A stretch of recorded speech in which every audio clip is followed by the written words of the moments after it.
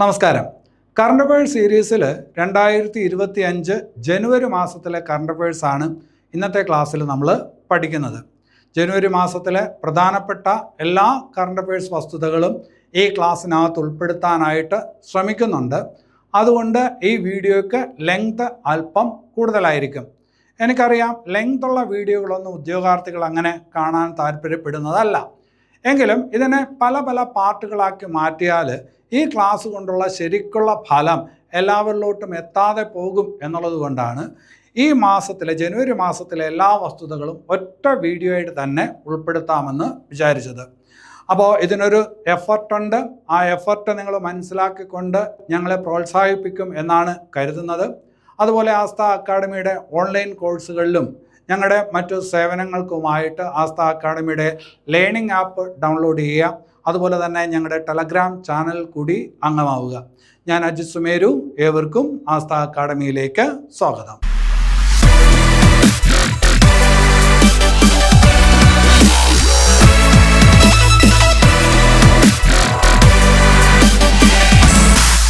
ശരി, അപ്പോൾ നമ്മൾ 2025 ജനുവരി മാസത്തിലെ കറണ്ട് അഫയേഴ്സ് ആണ് ഇന്നത്തെ ക്ലാസ്സിൽ പഠിക്കുന്നത്.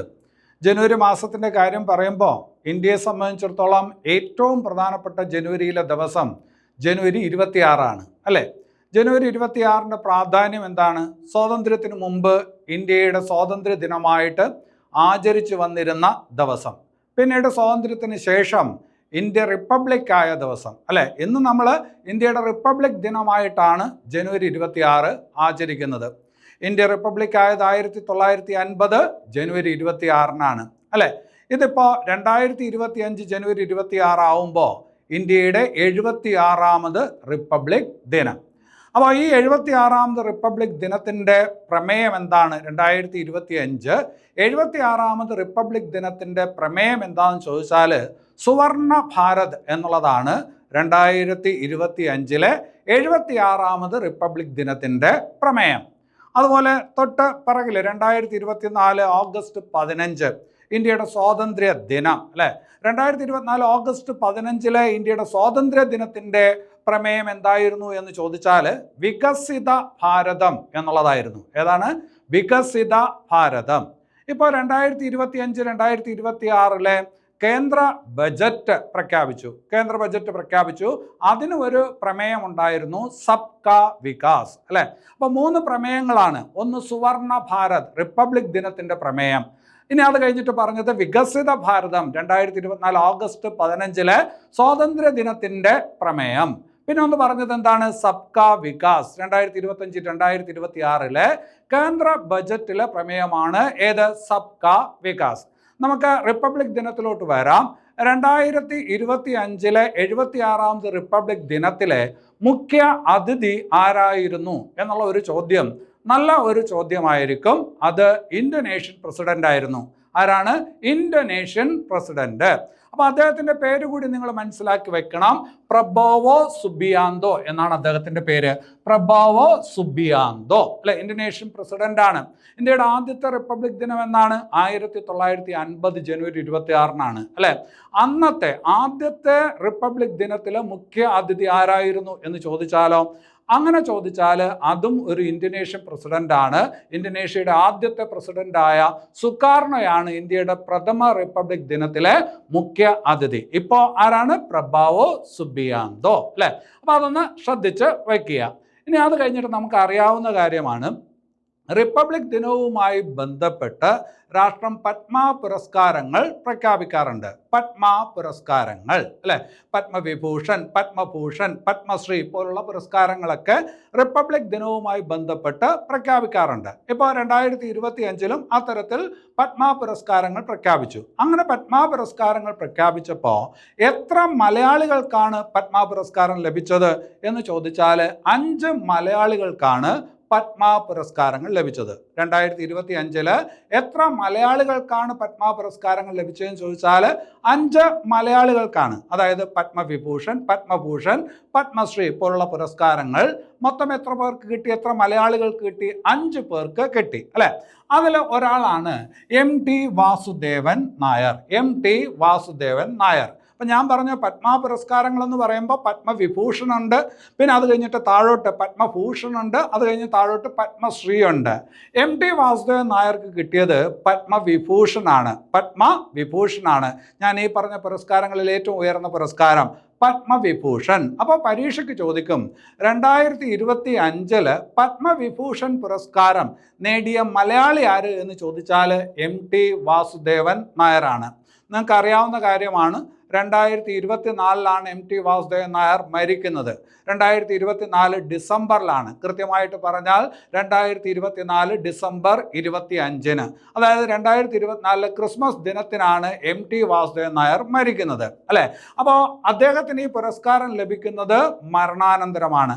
അപ്പോൾ 2025 മരണാനന്തരം പത്മവിഭൂഷൺ പുരസ്കാരം നേടിയ മലയാളി ആരെന്ന് ചോദിച്ചാൽ അതാരാണ്? MT വാസുദേവൻ നായരാണ്. ഇനി അത് കഴിഞ്ഞിട്ട് വേറെ 2 പേർ, PR ശ്രീജേഷ്, പിന്നെ അത് കഴിഞ്ഞിട്ട് ജോസ് ചാക്കോ പെരിയപുറം. ജോസ് ചാക്കോ പെരിയപുറം ഇവർക്ക് 2 പേർക്കും പത്മഭൂഷൺ പുരസ്കാരം ലഭിച്ചു. ആരാണ് PR ശ്രീജേഷ് എന്ന് നിങ്ങൾക്കറിയാം. ഇന്ത്യൻ ഹോക്കിയിൽ വളരെ പ്രധാനപ്പെട്ട ഒരു കളിക്കാരനായിരുന്നു ശ്രീജേഷ്, അല്ലെ? മുൻ ഹോക്കി ക്യാപ്റ്റനൊക്കെ ആയിരുന്ന ആളാണ് PR ശ്രീജേഷ്. മലയാളിയാണ്. 2024 പാരീസ് ഒളിമ്പിക്സിൽ ഹോക്കിയിൽ ഇന്ത്യക്ക് വെങ്കല മെഡൽ ലഭിച്ചു. ആ ടീമിലുണ്ടായിരുന്ന മലയാളിയാണ് ആര്? PR ശ്രീജേഷ്. നിലവിൽ ഇന്ത്യയുടെ ഹോക്കി യൂത്ത് ടീമിൻ്റെ പരിശീലകൻ കൂടിയാണ് ആര്? PR ശ്രീജേഷ്. അപ്പോൾ PR ശ്രീജേഷിന് പത്മഭൂഷൺ പുരസ്കാരം ലഭിച്ചിട്ടുണ്ട്. അതുപോലെ ജോസ് ചാക്കോ പെരിയപുറം. ജോസ് ചാക്കോ പെരിയപുറം ആരെന്ന് നിങ്ങൾക്കറിയാം. ഇന്ത്യയിലെ അറിയപ്പെടുന്ന ഹൃദയ ശസ്ത്രക്രിയ വിദഗ്ധനായിട്ടുള്ള മലയാളിയാണ് ആര്? ജോസ് ചാക്കോ പെരിയപുറം. കേരളത്തിൽ ആദ്യമായിട്ട് ഹൃദയം മാറ്റിവെക്കൽ ശസ്ത്രക്രിയ മെഡിക്കൽ ട്രസ്റ്റ് ഹോസ്പിറ്റൽ, എറണാകുളത്തെ മെഡിക്കൽ ട്രസ്റ്റ് ഹോസ്പിറ്റലിൽ നടത്തിയത് ആരാണ്? ജോസ് ചാക്കോ പെരിയപുറമാണ്. അപ്പോൾ അദ്ദേഹത്തിനും എന്ത് കിട്ടി? പത്മഭൂഷൺ പുരസ്കാരം ലഭിച്ചു. പിന്നെ അത് കഴിഞ്ഞിട്ട് 2 പേർക്ക് പത്മശ്രീ പുരസ്കാരം ലഭിച്ചു. അത് ഡോക്ടർ K ഓമനക്കുട്ടിയമ്മയ്ക്കും IM വിജയനുമാണ്. ഡോക്ടർ K ഓമനക്കുട്ടിയമ്മ നിങ്ങൾക്ക് പരിചയമുള്ള ഒരാളാണ്. ഡോക്ടർ K ഓമനക്കുട്ടിയമ്മ കേരളത്തിലെ അറിയപ്പെടുന്ന സംഗീതജ്ഞയാണ്, സംഗീത അധ്യാപികയാണ്. നിങ്ങൾക്ക് KS ചിത്ര എന്ന് പറയുന്ന സിനിമാ പിന്നണി ഗായികയെ അറിയാം. അവരുടെ ഗുരുനാഥയാണ് ആര്? K ഓമനക്കുട്ടിയമ്മ. MG ശ്രീകുമാറിൻ്റെ സഹോദരിയൊക്കെയാണ് ഡോക്ടർ K ഓമനക്കുട്ടിയമ്മ. അപ്പോൾ അവർക്ക് പത്മശ്രീ പുരസ്കാരം ലഭിച്ചു. IM വിജയൻ നമുക്കറിയാം, കേരളത്തിൻ്റെ അഭിമാനമായ ഫുട്ബോൾ താരം IM വിജയനും എന്ത് ലഭിച്ചിട്ടുണ്ട്? പത്മശ്രീ പുരസ്കാരം ലഭിച്ചു. അപ്പോൾ എത്ര മലയാളികൾക്ക് പത്മ പുരസ്കാരം 2025 ലഭിച്ചു എന്ന് ചോദിച്ചാൽ 5 പേർക്കാണ്. MT വാസുദേവൻ നായർക്ക് പത്മവിഭൂഷൺ പുരസ്കാരം ലഭിച്ചു. PR ശ്രീജേഷിനും ജോസ് ചാക്കോ പെരിയപുറത്തിനും പത്മഭൂഷൺ പുരസ്കാരം ലഭിച്ചു. ഡോക്ടർ K ഓമനക്കുട്ടിയമ്മയ്ക്കും IM വിജയനും പത്മശ്രീ പുരസ്കാരം ലഭിച്ചു. അപ്പോൾ അത്രയും കാര്യങ്ങൾ അവിടെ ഓർത്തു വെക്കണം. ഇനി അത് കഴിഞ്ഞിട്ട് വേറൊരു ഭാഗത്തോട്ട് വരാം. 2025 ജനുവരിയിൽ കേരളത്തിൻ്റെ മുഖ്യമന്ത്രി ഉദ്ഘാടനം ചെയ്ത ഒരു പദ്ധതിയുണ്ട്. ഒരു പദ്ധതി അല്ലെങ്കിൽ ഒരു സംവിധാനമുണ്ട്, ദുരന്ത സാധ്യത മുൻകൂട്ടി അറിയിക്കുന്നതിന് വേണ്ടിയിട്ടുള്ള സംവിധാനം. കേരളത്തിൽ ഏതെങ്കിലും തരത്തിലുള്ള പ്രകൃതി ദുരന്തമോ മറ്റോ ഉണ്ടാകുമ്പോൾ അതൊക്കെ മുൻകൂട്ടി അറിയിക്കുന്നതിന് വേണ്ടിയിട്ടുള്ള ഒരു സംവിധാനം.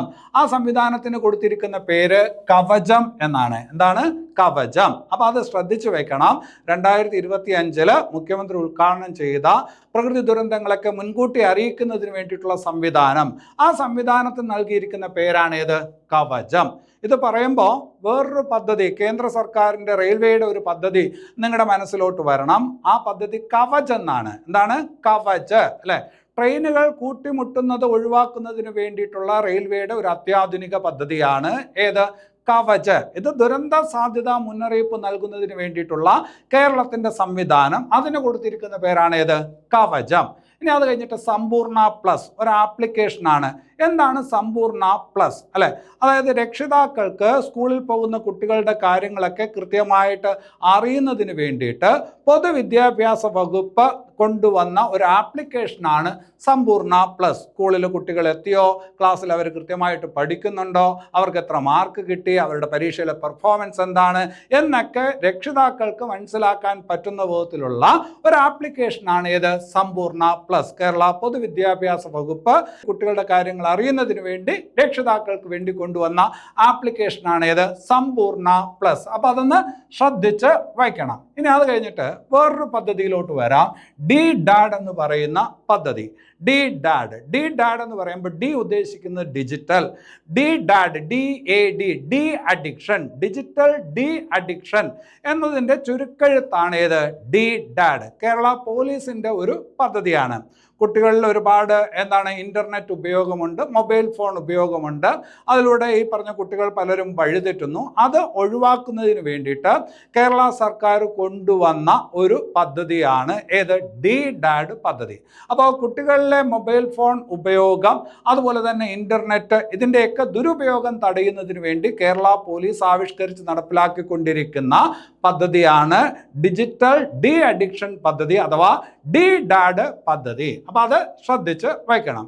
ഇനി അത് കഴിഞ്ഞിട്ട് മറ്റൊരു പദ്ധതിയിലോട്ട് വരാം. കേരള സർക്കാരിൻ്റെ വനിതാ ശിശുക്ഷേമ വകുപ്പിൻ്റെ ആഭിമുഖ്യത്തിൽ നടത്തി വരുന്ന ഒരു പദ്ധതിയാണ് കാതോർത്ത് എന്ന് പറയുന്ന പദ്ധതി. എന്താണ് കാതോർത്ത്? കാതോർത്ത് എന്ന് പറയുന്ന പദ്ധതി എന്തുമായി ബന്ധപ്പെട്ടിരിക്കുന്നു? ഗാർഹിക പീഡനവുമായി ബന്ധപ്പെട്ട കേസുകളിൽ വനിതകളെ സഹായിക്കുന്നതിന് വേണ്ടിയിട്ടുള്ള ഒരു പദ്ധതിയാണ്. ഗാർഹിക പീഡനം അനുഭവിക്കുന്ന വനിതകളെ സഹായിക്കുന്നതിന് വേണ്ടിയിട്ടുള്ള സംസ്ഥാന വനിതാ ശിശുക്ഷേമ വകുപ്പിൻ്റെ ഒരു പദ്ധതിയാണ് കാതോർത്ത് എന്ന് പറയുന്ന പദ്ധതി. ഈ പദ്ധതി പ്രകാരം വനിതകൾക്ക് ഓൺലൈനിൽ കൂടിയൊക്കെ കൺസൾട്ടേഷൻ നൽകാനായിട്ട് പറ്റും. അപ്പോൾ അതാണ് ഏത്? കാതോർത്ത് എന്ന് പറയുന്ന പദ്ധതി. അപ്പോൾ എന്താണ് കവചം പദ്ധതി? എന്താണ് സമ്പൂർണ്ണ പ്ലസ് എന്ന് പറയുന്ന ആപ്ലിക്കേഷൻ കൊണ്ട് ഉദ്ദേശിക്കുന്നത്? എന്താണ് ഡി ഡാഡ് പദ്ധതി? എന്താണ് കാതോർത്ത് പദ്ധതി? അപ്പോൾ അതൊന്ന് ശ്രദ്ധിച്ച് വയ്ക്കണം. ഇനി അത് കഴിഞ്ഞിട്ട് വേറൊരു ഭാഗത്തോട്ട് വരാം. നമുക്കറിയാം ഡിസ്നി ലാൻഡ്.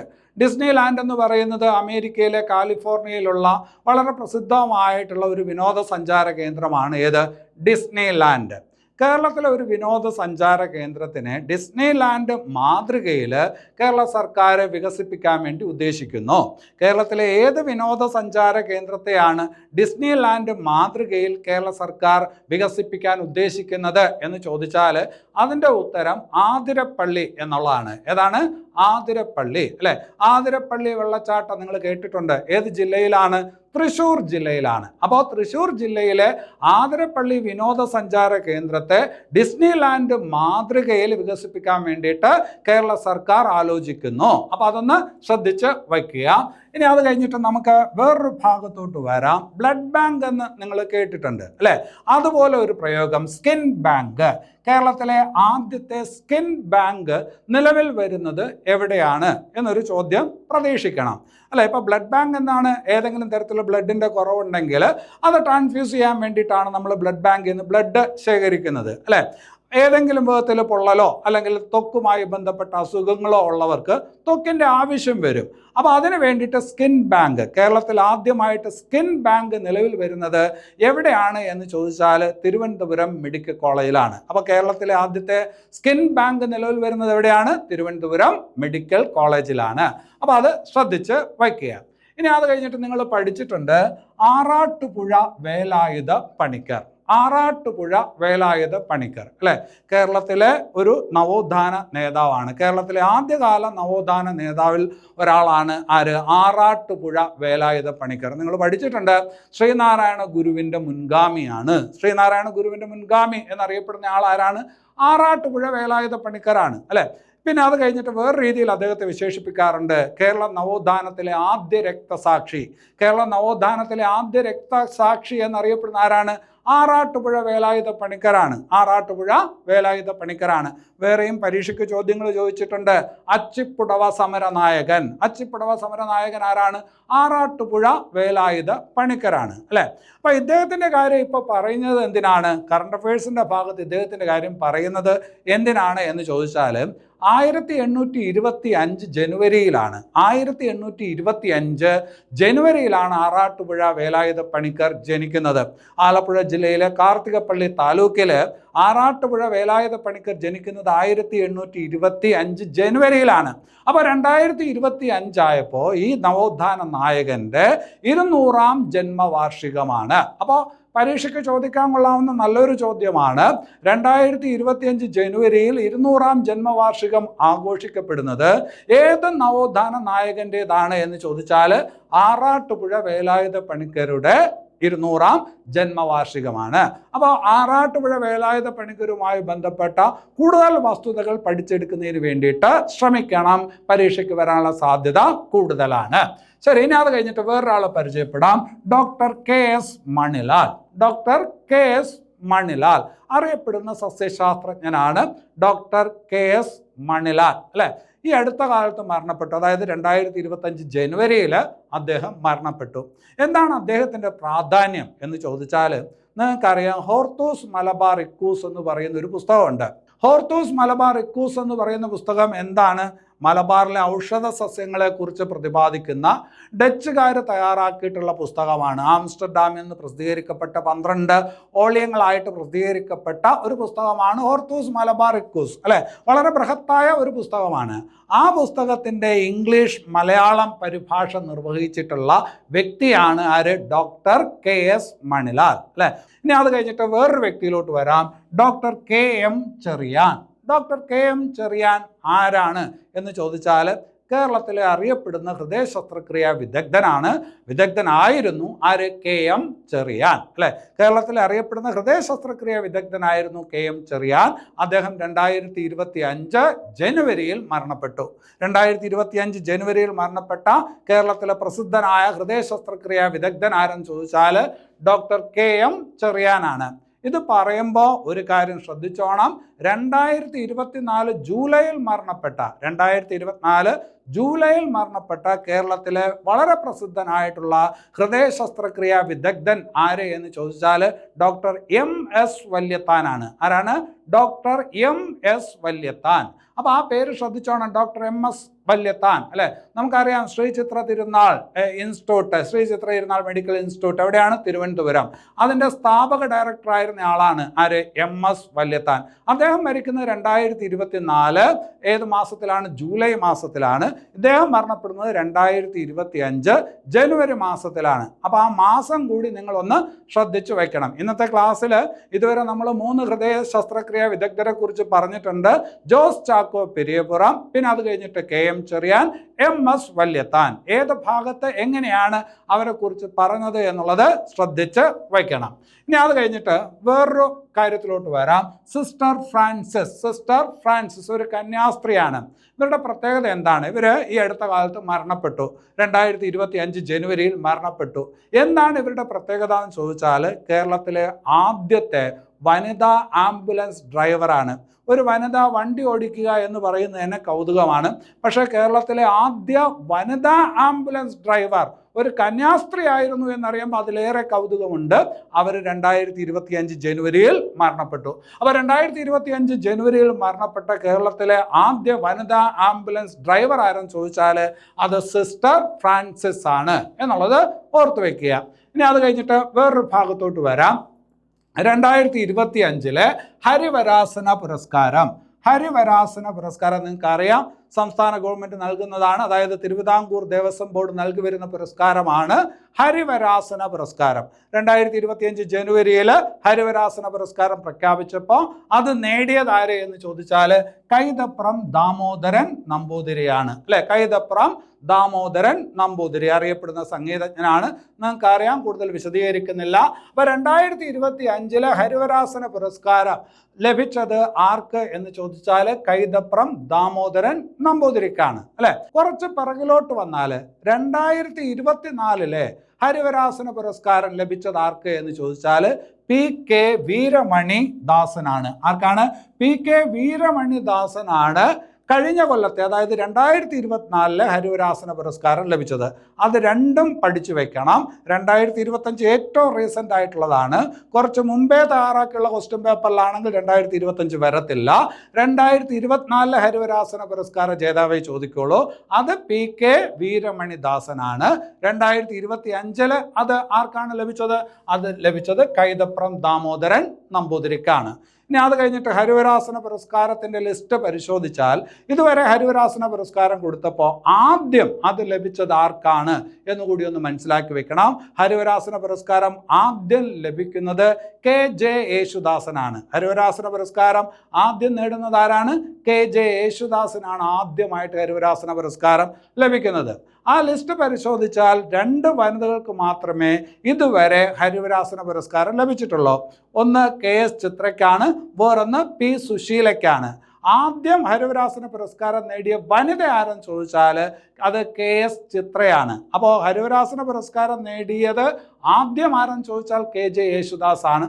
ഹരിവരാസന പുരസ്കാരം നേടുന്ന ആദ്യ വനിത ആരെന്ന് ചോദിച്ചാൽ അത് KS ചിത്രയാണ് എന്നുള്ളത് ഓർത്ത് വയ്ക്കുക. ഇനി അത് കഴിഞ്ഞിട്ട് RLV രാമകൃഷ്ണൻ. ആരാണ് RLV രാമകൃഷ്ണൻ? നമ്മുടെ കലാഭവൻ മണിയുടെ സഹോദരനാണ് RLV രാമകൃഷ്ണൻ. ഈ അടുത്ത കാലത്ത് ഇദ്ദേഹവുമായി ബന്ധപ്പെട്ട് ചില വിവാദങ്ങളൊക്കെ ഉണ്ടായിരുന്നു. സത്യഭാമ എന്ന് പറയുന്ന നർത്തകി ഇദ്ദേഹത്തെ അധിക്ഷേപിച്ചുകൊണ്ട് സംസാരിച്ചതൊക്കെ വാർത്തയായിരുന്നു. എന്തുകൊണ്ടാണ് RLV രാമകൃഷ്ണൻ്റെ കാര്യം ഇപ്പോൾ ഇവിടെ പറയുന്നത്?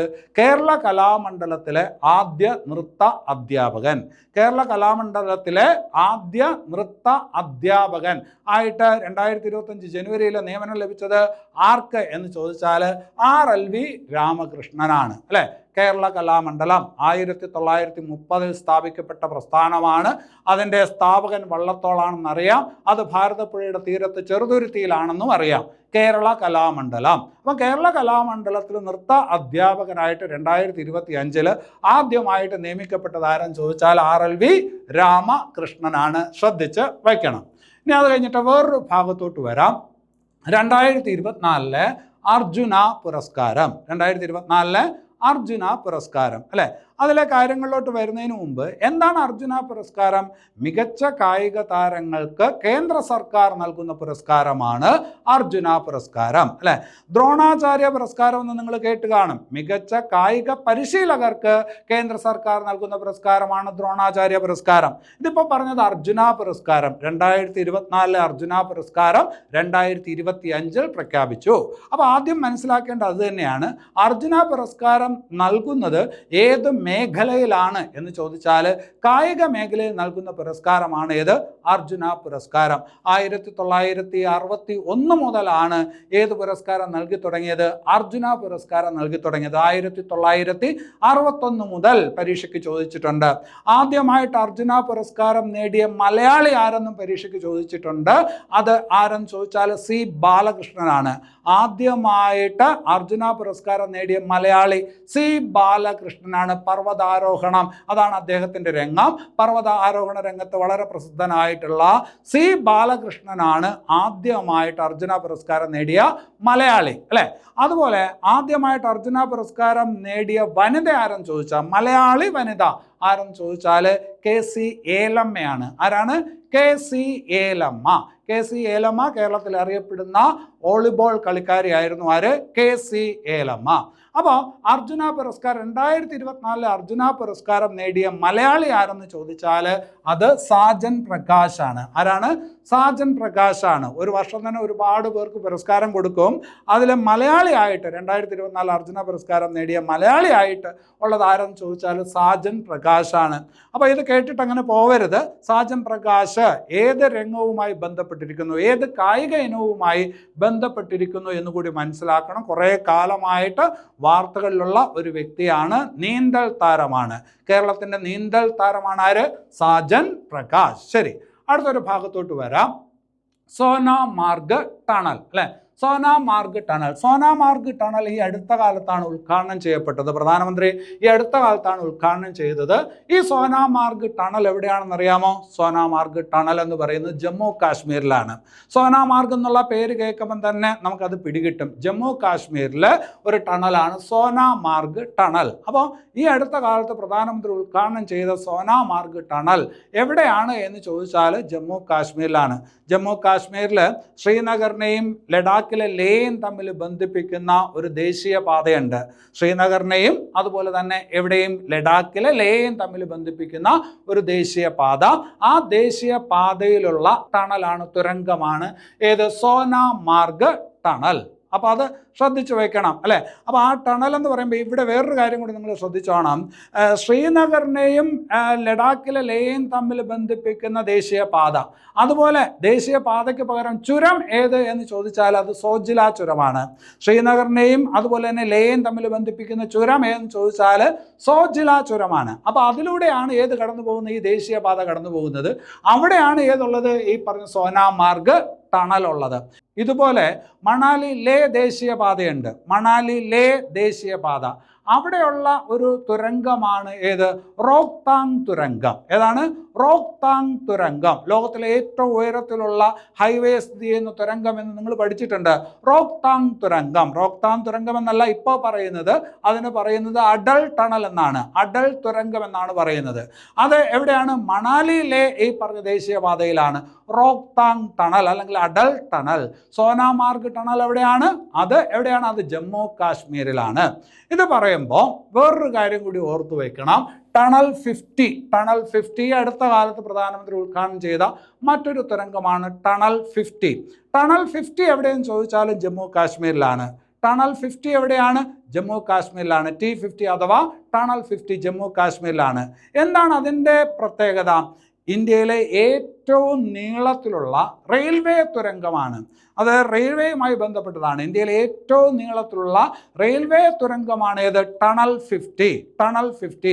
റോഡ് ഗതാഗതം, റെയിൽ ഗതാഗതം, എയർ ഗതാഗതം എന്നൊക്കെ പറഞ്ഞ് നമുക്ക് പലതും പഠിക്കാനുണ്ട്. ആ ഭാഗത്ത് ചോദിക്കാൻ കൊള്ളാവുന്ന കറണ്ട് അഫയേഴ്സ് വരുന്ന ചോദ്യമാണ്.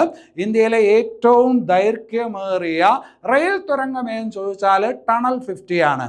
അതേസമയം സോനാമാർഗ് ടണൽ എവിടെയാണ്? ജമ്മു കാശ്മീരിലാണ്. ശ്രീനഗർ ലേ എന്തിലാണ്? ദേശീയ പാതയിലാണ്. ശ്രദ്ധിച്ച് വയ്ക്കുക. ഇനി അത് കഴിഞ്ഞിട്ട് രാജ്യത്തെ ആദ്യത്തെ ഹരിത ഹൈഡ്രജൻ ഹബ്ബ്, രാജ്യത്തെ ആദ്യത്തെ ഹരിത ഹൈഡ്രജൻ ഹബ്ബ് നിലവിൽ വന്നു. പ്രധാനമന്ത്രി ഉദ്ഘാടനം ചെയ്തു. എവിടെയാണ് എന്ന് ചോദിച്ചാൽ വിശാഖപട്ടണത്താണ് രാജ്യത്തെ ആദ്യത്തെ ഹരിത ഹൈഡ്രജൻ ഹബ്ബ്. അല്ലേ? ഇപ്പോൾ മലിനീകരണം എന്ന് പറയുന്നത് ഒരുപാട് ചർച്ച ചെയ്യപ്പെട്ടുകൊണ്ടിരിക്കുന്ന വിഷയമാണ്. അപ്പോൾ അതുകൊണ്ട് നമുക്ക് എന്താണ് കാർബണുമായി ബന്ധപ്പെട്ട കാര്യങ്ങളുടെ അളവ് കുറയ്ക്കേണ്ടതായിട്ട് ആവശ്യമാണ്. അതുമായി ബന്ധപ്പെട്ട് ഹരിത ഹൈഡ്രജൻ കൂടുതൽ ഉപയോഗിക്കുന്നതിന് വേണ്ടിയിട്ടുള്ള സംവിധാനം ഉണ്ടാക്കിക്കൊണ്ടിരിക്കുകയാണ്. അതുമായി ബന്ധപ്പെട്ട ഒരു പ്രസ്ഥാനമാണ് അല്ലെങ്കിൽ ഒരു സംവിധാനമാണ് അല്ലെങ്കിൽ ഒരു എക്കോസിസ്റ്റമാണ് ഹരിത ഹൈഡ്രജൻ ഹബ്ബ്. അതായത് ഹൈഡ്രജൻ വാതകം ഉൽപ്പാദിപ്പിക്കുന്നു, അത് വിതരണം ചെയ്യുന്നു, അതുമായി ബന്ധപ്പെട്ട അനുബന്ധ സ്ഥാപനങ്ങൾ ഒക്കെയുള്ള ഒരു പ്രദേശമായിട്ട് ഒരു സ്ഥലത്തിനെ വികസിപ്പിച്ചെടുക്കുന്നു. അപ്പോൾ രാജ്യത്തെ ആദ്യത്തെ ഹരിത ഹൈഡ്രജൻ ഹബ്ബ് നിലവിൽ വരുന്നത് എവിടെയാണ് എന്ന് ചോദിച്ചാൽ വിശാഖപട്ടണത്താണ്. എവിടെയാണ്? വിശാഖപട്ടണം. വിശാഖപട്ടണം എവിടെയാണ്? ആന്ധ്രാപ്രദേശിലാണ്. അല്ലേ? വിശാഖപട്ടണത്തിൻ്റെ കാര്യം പറഞ്ഞതുകൊണ്ടാണ് കുലശേഖരപട്ടണം എന്ന് പറയുന്ന ഒരു സ്ഥലം നിങ്ങൾ കേട്ട് കാണും. തമിഴ്നാട്ടിലുള്ള ഒരു സ്ഥലമാണ് കുലശേഖരപട്ടണം. അല്ലേ?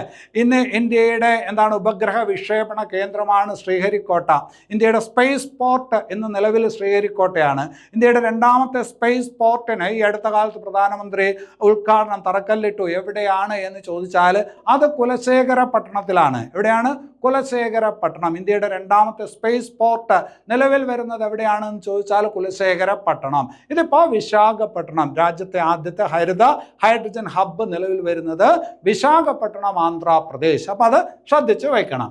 ഇനി അത് കഴിഞ്ഞിട്ട് നാഷണൽ ടർമറിക് ബോർഡ്, ദേശീയ മഞ്ഞൾ ബോർഡ്, ദേശീയ മഞ്ഞൾ ബോർഡ്. അല്ലേ?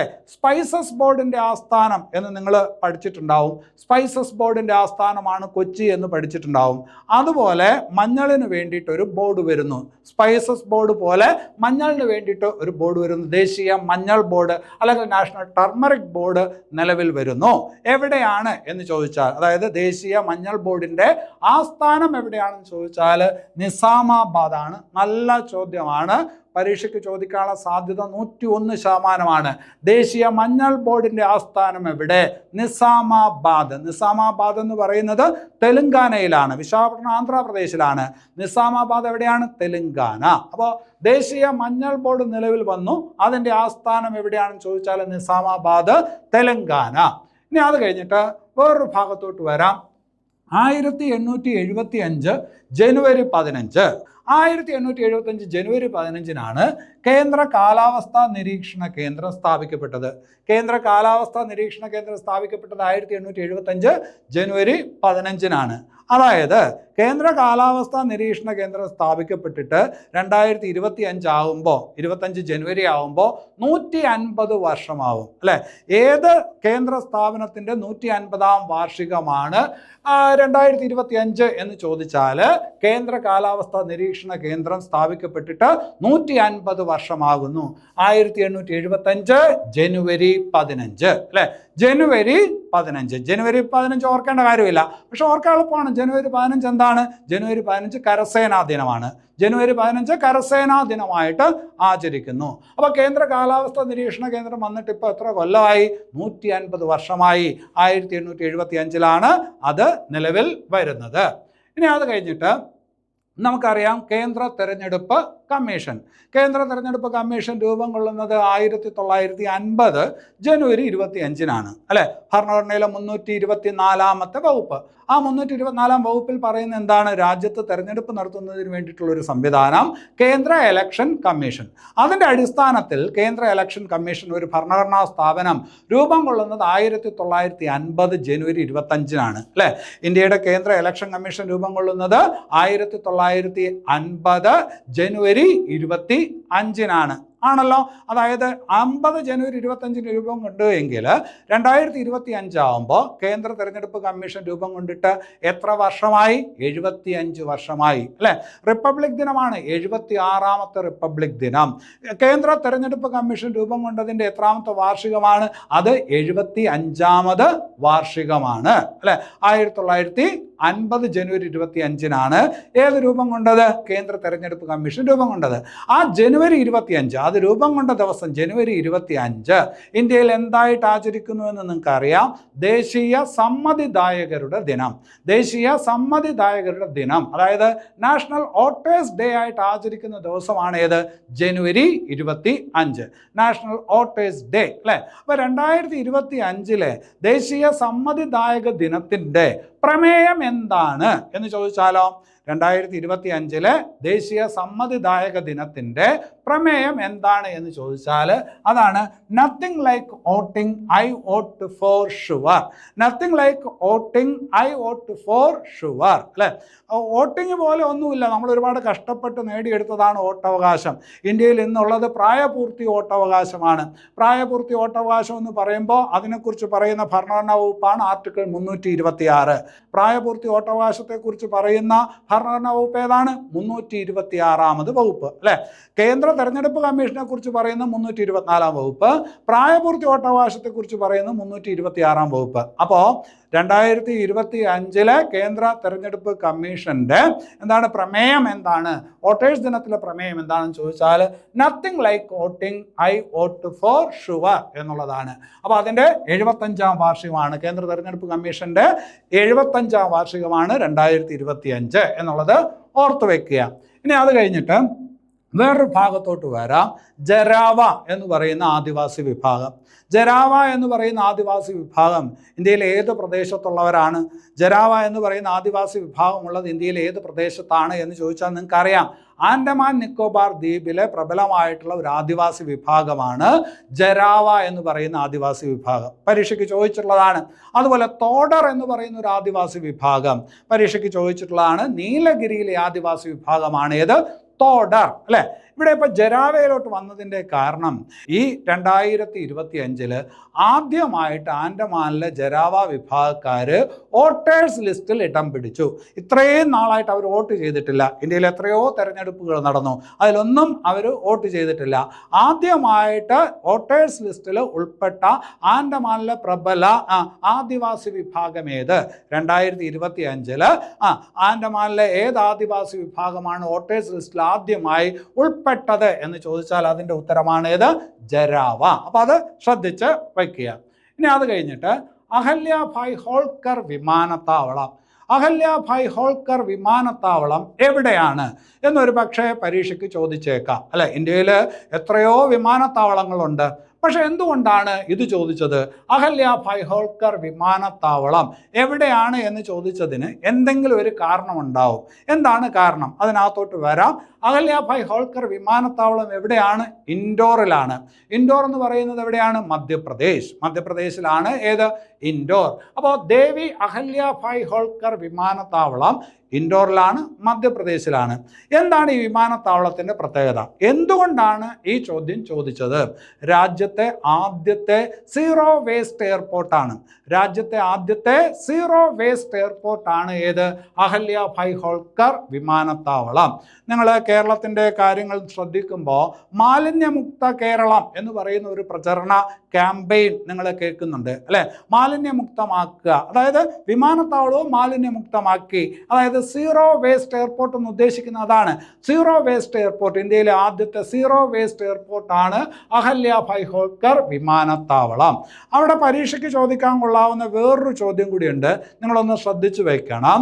അന്താരാഷ്ട്ര സീറോ വേസ്റ്റ് ദിനം, ഇന്റർനാഷണൽ സീറോ വേസ്റ്റ് ഡേ ആയിട്ട് ആചരിക്കുന്നത് ഏത് ദിവസമാണ് എന്ന് ചോദിച്ചാൽ മാർച്ച് 30 അന്താരാഷ്ട്ര സീറോ വേസ്റ്റ് ദിനമായിട്ട് ആചരിക്കുന്ന ദിവസം ഏതാണ്? മാർച്ച് 30. അപ്പോൾ അതൊന്ന് ശ്രദ്ധിച്ച് വയ്ക്കുക. ദേവി അഹല്യാഭായ് ഹോൾക്കർ വിമാനത്താവളം. ശരി, ഇനി അത് കഴിഞ്ഞിട്ട് ഗ്ലാസ് പാലം. ഇന്ത്യയിൽ ഈ അടുത്ത കാലത്ത് 2025 ഒരു ഗ്ലാസ് പാലം ഉദ്ഘാടനം ചെയ്യപ്പെട്ടു. ഗ്ലാസ് പാലം അത് ശരിക്കും പറഞ്ഞാൽ കന്യാകുമാരിയിലാണ്. കന്യാകുമാരിയിൽ വിവേകാനന്ദ പാറ നിങ്ങൾക്കറിയാം. അതുപോലെ തന്നെ കന്യാകുമാരിയിൽ തിരുവള്ളുവർ പ്രതിമയുണ്ട്. ഈ വിവേകാനന്ദ പാറയെയും അതുപോലെ തന്നെ തിരുവള്ളുവർ പ്രതിമയെയും തമ്മിൽ ബന്ധിപ്പിക്കുന്നതിന് വേണ്ടിയിട്ട് ഒരു ഗ്ലാസ് പാലം 2025 ഉദ്ഘാടനം ചെയ്യപ്പെട്ടു. അപ്പോൾ അത് ഒന്ന് ശ്രദ്ധിച്ചു വെക്കുക. അങ്ങനെ ഇന്ത്യയിലെ ആദ്യത്തെ ഗ്ലാസ് പാലം എന്ന് പറയാൻ പറ്റും. ഇന്ത്യയിലെ ആദ്യത്തെ ഗ്ലാസ് പാലം എന്ന് പറയുമ്പോൾ വിവേകാനന്ദ പാറയെയും അതുപോലെ തന്നെ തിരുവള്ളുവർ പ്രതിമയെയും തമ്മിൽ ബന്ധിപ്പിക്കുന്ന ഗ്ലാസ് പാലമാണ്. അത് എവിടെയാണ്? കന്യാകുമാരിയിലാണ്. കേരളത്തിൻ്റെ കാര്യം പറയുമ്പോഴും ഇതുപോലൊരു ഗ്ലാസ് പാലം നമ്മൾ പഠിച്ചിട്ടുണ്ട്. അത് സ്വകാര്യ മേഖലയിലുള്ള ഒന്നാണ്. അത് എവിടെയാണ്? വാഗമണിലാണ്. കേരളത്തിലെ ആദ്യത്തെ ഗ്ലാസ് പാലം എവിടെയാണ് എന്ന് ചോദിച്ചാൽ എവിടെയാണ്? അത് വാഗമണിലാണ്. അത് രണ്ട് സ്ഥലങ്ങളെ ബന്ധിപ്പിക്കാൻ വേണ്ടിയിട്ടുള്ളതൊന്നുമല്ല. അത് വിനോദസഞ്ചാരവുമായി ബന്ധപ്പെട്ട അഡ്വഞ്ചറസുമായി ബന്ധപ്പെട്ട ഒരു സംഭവമാണ്. ഏത്? വാഗമണിലെ ഗ്ലാസ് പാലം. പക്ഷേ ഇന്ത്യയിലെ ആദ്യത്തെ ഗ്ലാസ് പാലം എവിടെയെന്ന് ചോദിച്ചാൽ കന്യാകുമാരിയിലാണ്. വിവേകാനന്ദ പാറയെയും അതുപോലെ തിരുവള്ളുവർ പ്രതിമയും തമ്മിൽ ബന്ധിപ്പിക്കുന്നു. അപ്പോൾ അത് ഓർത്തു വയ്ക്കുക. ഇനി അത് കഴിഞ്ഞിട്ട് ഇന്ത്യയിലെ ആദ്യത്തെ സോളാർ അതിർത്തി ഗ്രാമം. അതായത് സൗര ഊർജത്തിൽ നിന്ന് വൈദ്യുതി. ആ കാര്യത്തിൽ ഏറ്റവും എഫിഷ്യൻ്റ് ആയിട്ടുള്ള സംസ്ഥാനമാണ് ഏത്? ഗുജറാത്ത് അല്ലെ? സൗര ഊർജത്തിൽ നിന്ന് വൈദ്യുതി ഉൽപ്പാദിപ്പിക്കുന്ന ഇന്ത്യയിലെ ഏറ്റവും വലിയ സംസ്ഥാനമാണ്, അല്ലെങ്കിൽ അങ്ങനെ ഏറ്റവും കൂടുതൽ വൈദ്യുതി ഉൽപ്പാദിപ്പിക്കുന്ന സംസ്ഥാനമാണ് ഗുജറാത്ത് എന്ന് നിങ്ങൾക്ക് അറിയാം അല്ലെ? ഇന്ത്യയിലെ ഏറ്റവും വലിയ സൗരോർജ പാർക്കും എവിടെയാണ്? ഗുജറാത്തിലാണ് എന്ന് നിങ്ങൾക്ക് അറിയാം. അപ്പോൾ ഇവിടെ ഇപ്പോൾ ചോദ്യം എന്താണ്? സോളാർ അതിർത്തി ഗ്രാമം. ഇന്ത്യയിലെ ആദ്യത്തെ സോളാർ അതിർത്തി ഗ്രാമം എവിടെയാണെന്ന് ചോദിച്ചാൽ അത് ഗുജറാത്തിലാണ്. ഇന്ത്യയിലെ ആദ്യത്തെ സോളാർ അതിർത്തി ഗ്രാമം എവിടെയെന്ന് ചോദിച്ചാൽ ഗുജറാത്തിലാണ്. അതിൻ്റെ പേരാണ് മസാലി. ഏതാണ്? മസാലി. ഇന്ത്യയിലെ ആദ്യത്തെ സോളാർ അതിർത്തി ഗ്രാമം എവിടെ? മസാലി, ഗുജറാത്ത്. ഇത് പറയുമ്പോൾ തെറ്റിപ്പോവരുത്. ഇന്ത്യയിലെ ആദ്യത്തെ സോളാർ ഗ്രാമം ഏതെന്ന് ചോദിച്ചാൽ മൊധേരയാണ്. ഇന്ത്യയിലെ ആദ്യത്തെ സോളാർ ഗ്രാമം ഏതാണ്? മൊധേര. എവിടെയാണ്? ഗുജറാത്തിലാണ്. പക്ഷേ ഇന്ത്യയിലെ ആദ്യത്തെ സോളാർ അതിർത്തി ഗ്രാമം നിങ്ങൾക്കറിയാം, ഗുജറാത്ത് എന്ന് പറയുന്നത് പാകിസ്ഥാനുമായിട്ട് അതിർത്തി പങ്കുവയ്ക്കുന്ന ഒരു സംസ്ഥാനമാണ്. അപ്പോൾ ഇന്ത്യയിലെ ആദ്യത്തെ സോളാർ അതിർത്തി ഗ്രാമം ഏതെന്ന് ചോദിച്ചാൽ മസാലി, ഗുജറാത്ത്. ഇന്ത്യയിലെ ആദ്യത്തെ സോളാർ ഗ്രാമം മൊധേര. അപ്പോൾ അത് ശ്രദ്ധിച്ചു വയ്ക്കുക. ഇനി അത് കഴിഞ്ഞിട്ട് വേറൊരു ഭാഗത്തോട്ട് വരാം. ഇന്ത്യയിലെ ആദ്യത്തെ തേൻ ഗ്രാമം എവിടെയാണെന്ന് ചോദിച്ചാൽ മഹാരാഷ്ട്രയിലാണ്. ഇന്ത്യയിലെ ആദ്യത്തെ തേൻ ഗ്രാമം എവിടെയെന്ന് ചോദിച്ചാൽ മഹാരാഷ്ട്രയിലാണ്. കൃത്യമായിട്ട് പറഞ്ഞാൽ മഹാരാഷ്ട്രയിൽ സത്താറ എന്ന് പറയുന്ന ഒരു സ്ഥലമുണ്ട്. അവിടെയുള്ള ഒരു ഗ്രാമമാണ് മനഗഡ് ഗ്രാമം. ഇന്ത്യയിലെ ആദ്യത്തെ തേൻ ഗ്രാമം ഏതാണ്? മനഗഡ് ഗ്രാമം. അപ്പോൾ അതൊക്കെ നിങ്ങൾ ബൈ ഹാർട്ട് ചെയ്യേണ്ടതാണ്. കുറച്ച് മെനക്കെട്ടിരുന്ന് ഓർത്ത് വയ്ക്കണം. ഇപ്പോൾ കേൾക്കുമ്പോൾ എളുപ്പമായിട്ട് തോന്നും, കുറേ കഴിയുമ്പോൾ മറന്നുപോകും. അപ്പോൾ ഇന്ത്യയിലെ ആദ്യത്തെ തേൻ ഗ്രാമം ഇങ്ങനെയെങ്കിലും ഓർക്കുക, മഹാരാഷ്ട്രയിലാണ് മനഗഡ് ഗ്രാമം. അപ്പോൾ അത് ശ്രദ്ധിച്ച് വയ്ക്കുക. ഇത് പറയുമ്പോൾ ഒരുപക്ഷെ നിങ്ങൾ പഠിച്ചിട്ടുണ്ടാവും കേരളത്തിലെ ആദ്യത്തെ കൂൺ ഗ്രാമം എവിടെയാണ്? നന്ദിയോട് എന്ന് പറയുന്ന സ്ഥലത്താണ്. എവിടെയാണ്? നന്ദിയോട് പഞ്ചായത്താണ്, തിരുവനന്തപുരം ജില്ല. ഇത് തേൻ ഗ്രാമം, മനഗഡ് ഗ്രാമം എവിടെയാണ്? മഹാരാഷ്ട്രയിലാണ്. ഇനി അത് കഴിഞ്ഞിട്ട് എന്താണ് ഭാർഗവാസ്ത്ര? പരീക്ഷയ്ക്ക് ചോദിക്കാൻ സാധ്യത വളരെ കൂടുതലുള്ള ഒരു ചോദ്യമാണ്. മഞ്ഞൾ ബോർഡിൻ്റെ ആസ്ഥാനം ഇതുവരെ പറഞ്ഞതിൽ ഏറ്റവും സാധ്യതയുള്ള ഒരു ഒരു ചോദ്യമാണ്. അതുപോലെ ഇതുവരെ പറഞ്ഞതിൽ ഏറ്റവും സാധ്യതയുള്ള മറ്റൊരു ചോദ്യമാണ്, എന്താണ് ഭാർഗവാസ്ത്ര? ഭാർഗവാസ്ത്ര എന്ന് പറയുന്നത് ഇന്ത്യൻ പ്രതിരോധവുമായി ബന്ധപ്പെട്ടിരിക്കുന്ന ഒരു മൈക്രോ മിസൈൽ സിസ്റ്റമാണ്. മൈക്രോ മിസൈൽ സിസ്റ്റമാണ് ഏത്? ഭാർഗവാസ്ത്ര. അതായത് ഡ്രോണുകൾ ഉപയോഗിച്ച് നമ്മുടെ ശത്രു രാജ്യങ്ങൾ നമ്മളെ ഏതെങ്കിലും തരത്തിൽ ഉപദ്രവിക്കുമ്പോൾ അതിനെ പ്രതിരോധിക്കുന്നതിനുള്ള ഒരു മൈക്രോ മിസൈൽ സിസ്റ്റമാണ് ഭാർഗവാസ്ത്ര. അപ്പോൾ ഡ്രോൺ പ്രതിരോധത്തിനായിട്ട് ഇന്ത്യ തദ്ദേശീയമായി വികസിപ്പിച്ചെടുത്ത മൈക്രോ മിസൈൽ സിസ്റ്റം എന്താണ് എന്ന് ചോദിച്ചാൽ അതിന് കൊടുത്തിരിക്കുന്ന പേരാണ് ഏത്? ഭാർഗവാസ്ത്ര. അല്ലെ, നമ്മുടെ ഈ പറഞ്ഞ ഇതിഹാസങ്ങളുമായി ബന്ധപ്പെട്ടിരിക്കുന്ന ഒരു പേരാണ് ഭാർഗവാസ്ത്ര. ഇതുപോലെ വേറൊരു കാര്യം പഠിച്ചിട്ടുണ്ട്, പിനാക. പിനാക എന്ന് പറയുന്നത് എന്താണ്? ഇന്ത്യയുടെ മൾട്ടി ബാരൽ റോക്കറ്റ് സിസ്റ്റം. ഇന്ത്യയുടെ മൾട്ടി ബാരൽ റോക്കറ്റ് സിസ്റ്റത്തിന് കൊടുത്തിരിക്കുന്ന പേരെന്താണ്? പിനാക എന്നാണ്. ഇതിഹാസങ്ങളുമായി ബന്ധപ്പെട്ട ഒരു നാമമാണ് പിനാക. അപ്പോൾ ഇന്ത്യയുടെ multi barrel rocket system Pinaka. അതുപോലെ ഡ്രോണുകളെ പ്രതിരോധിക്കുന്നതിന് വേണ്ടിയിട്ട് ഇന്ത്യ തദ്ദേശീയമായിട്ട് വികസിപ്പിച്ചെടുത്ത എന്താണ്? മൈക്രോ മിസൈൽ സിസ്റ്റമാണ് ഏത്? ഭാർഗവാസ്ത്ര. അല്ലെ, ഇതുപോലെ വേറൊരു കാര്യം നമ്മൾ പഠിച്ചിട്ടുണ്ട്, അതായത് ടാങ്കുകൾ. ഇന്ത്യ തദ്ദേശീയമായി വികസിപ്പിച്ചെടുത്ത ഭാരം കുറഞ്ഞ യുദ്ധ ടാങ്കുകൾ ഈ അടുത്ത കാലത്ത് ലഡാക്ക് മേഖലയിൽ അത് ഈ പറഞ്ഞ് വിന്യസിച്ചു. അതാണ് സോറോവാർ. എന്താണ്? ഇന്ത്യ വികസിപ്പിച്ചെടുത്ത ഭാരം കുറഞ്ഞ യുദ്ധ ടാങ്കുകളാണ് സോറോവാർ. തദ്ദേശീയമായി നിർമ്മിച്ചെടുത്ത യുദ്ധ ടാങ്കുകളാണ് സോറോവാർ. ശ്രദ്ധിച്ചു വെക്കുക, ഇതൊക്കെ പരീക്ഷയ്ക്ക് ചോദിക്കാൻ കൊള്ളാവുന്ന ചോദ്യങ്ങളാണ്. അപ്പോൾ എന്താണ് ഭാർഗവാസ്ത്ര? ഇന്ത്യയുടെ മൈക്രോ മിസൈൽ സിസ്റ്റം. ഡ്രോൺ പ്രതിരോധത്തിനായിട്ടുള്ള ഇന്ത്യയുടെ മൈക്രോ മിസൈൽ സിസ്റ്റമാണ് ഭാർഗവാസ്ത്ര. ഇനി അത് കഴിഞ്ഞിട്ട് പരാക്രം ദിവസമായിട്ട് ആചരിക്കുന്നത് ആരുടെ ജന്മദിനമാണ്? അല്ലെ, പരാക്രം ദിവസമായിട്ട് ആചരിക്കുന്നത് ജനുവരി 23. പരാക്രം ദിവസമായിട്ട് ആചരിക്കുന്നത് ജനുവരി 23. അത് ആരുടെ ജന്മദിനമാണ് എന്ന് ചോദിച്ചാൽ സുഭാഷ് ചന്ദ്രബോസിന്റെ ജന്മദിനമാണ്. സുഭാഷ് ചന്ദ്രബോസിന്റെ ജന്മദിനമാണ് ഏത്? പരാക്രം ദിവസമായിട്ട് ആചരിക്കുന്ന ജനുവരി 23. 1897 ഒഡീഷയിലെ കട്ടക്കിലാണ് ആര് ജനിക്കുന്നത്? സുഭാഷ് ചന്ദ്രബോസ് ജനിക്കുന്നത്. 1897 ഒഡീഷയിലെ കട്ടക്കിലാണ് സുഭാഷ് ചന്ദ്രബോസ് ജനിക്കുന്നത്, ജനുവരി 23. ആ ദിവസം പരാക്രം ദിവസമായിട്ട് ആചരിക്കുന്നു. പരാക്രം എന്നൊരു വാക്ക് നിങ്ങൾ വേറെയും കേട്ടിട്ടുണ്ട്. ഇന്ത്യയുടെ ഒരു സൈനിക വിന്യാസമാണ്. അതായത് നമ്മുടെ പാർലമെന്റിൽ തീവ്രവാദി ആക്രമണം ഉണ്ടായപ്പോൾ ഇന്ത്യ പെട്ടെന്ന് ഈ പറഞ്ഞ അതിർത്തിയിൽ ഒരു സൈനിക വിന്യാസം നടത്തിയിരുന്നു. പാകിസ്ഥാനെതിരെ ഒരു സൈനിക വിന്യാസം നടത്തിയിരുന്നു. ആ സൈനിക വിന്യാസത്തിന് കൊടുത്തിരുന്ന പേര് പരാക്രം എന്നായിരുന്നു. ആ പരാക്രമിന് അന്ന് നേതൃത്വം കൊടുത്ത കരസേനാ മേധാവി ഒരു മലയാളിയായിരുന്നു, പത്മനാഭൻ. മലയാളിയായിരുന്നു അതിന് നേതൃത്വം കൊടുത്തത്. ആരാണ്? അന്നത്തെ കരസേന മേധാവി പത്മനാഭൻ. അദ്ദേഹം ഈ അടുത്ത കാലത്ത് മരണപ്പെട്ടു. പരാക്രം ഒരു സൈനിക വിന്യാസത്തിന്റെ പേരാണ്. പരാക്രം ദിവസമായിട്ട് ആചരിക്കുന്നത് സുഭാഷ് ചന്ദ്രബോസിന്റെ ജന്മദിനമാണ്, ജനുവരി 23.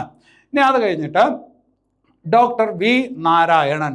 നിങ്ങൾക്കറിയാം, ISROയുടെ 11ാമത് ചെയർമാൻ. ISROയുടെ 11ാമത് ചെയർമാൻ. മലയാളിയല്ല, പേര് കേൾക്കും മലയാളിയാണെന്ന് തോന്നും. അദ്ദേഹം തമിഴ്നാട്ടുകാരനാണ്. ISROയുടെ 11ാമത് ചെയർമാനാണ് ആര്? Doctor V Narayanan.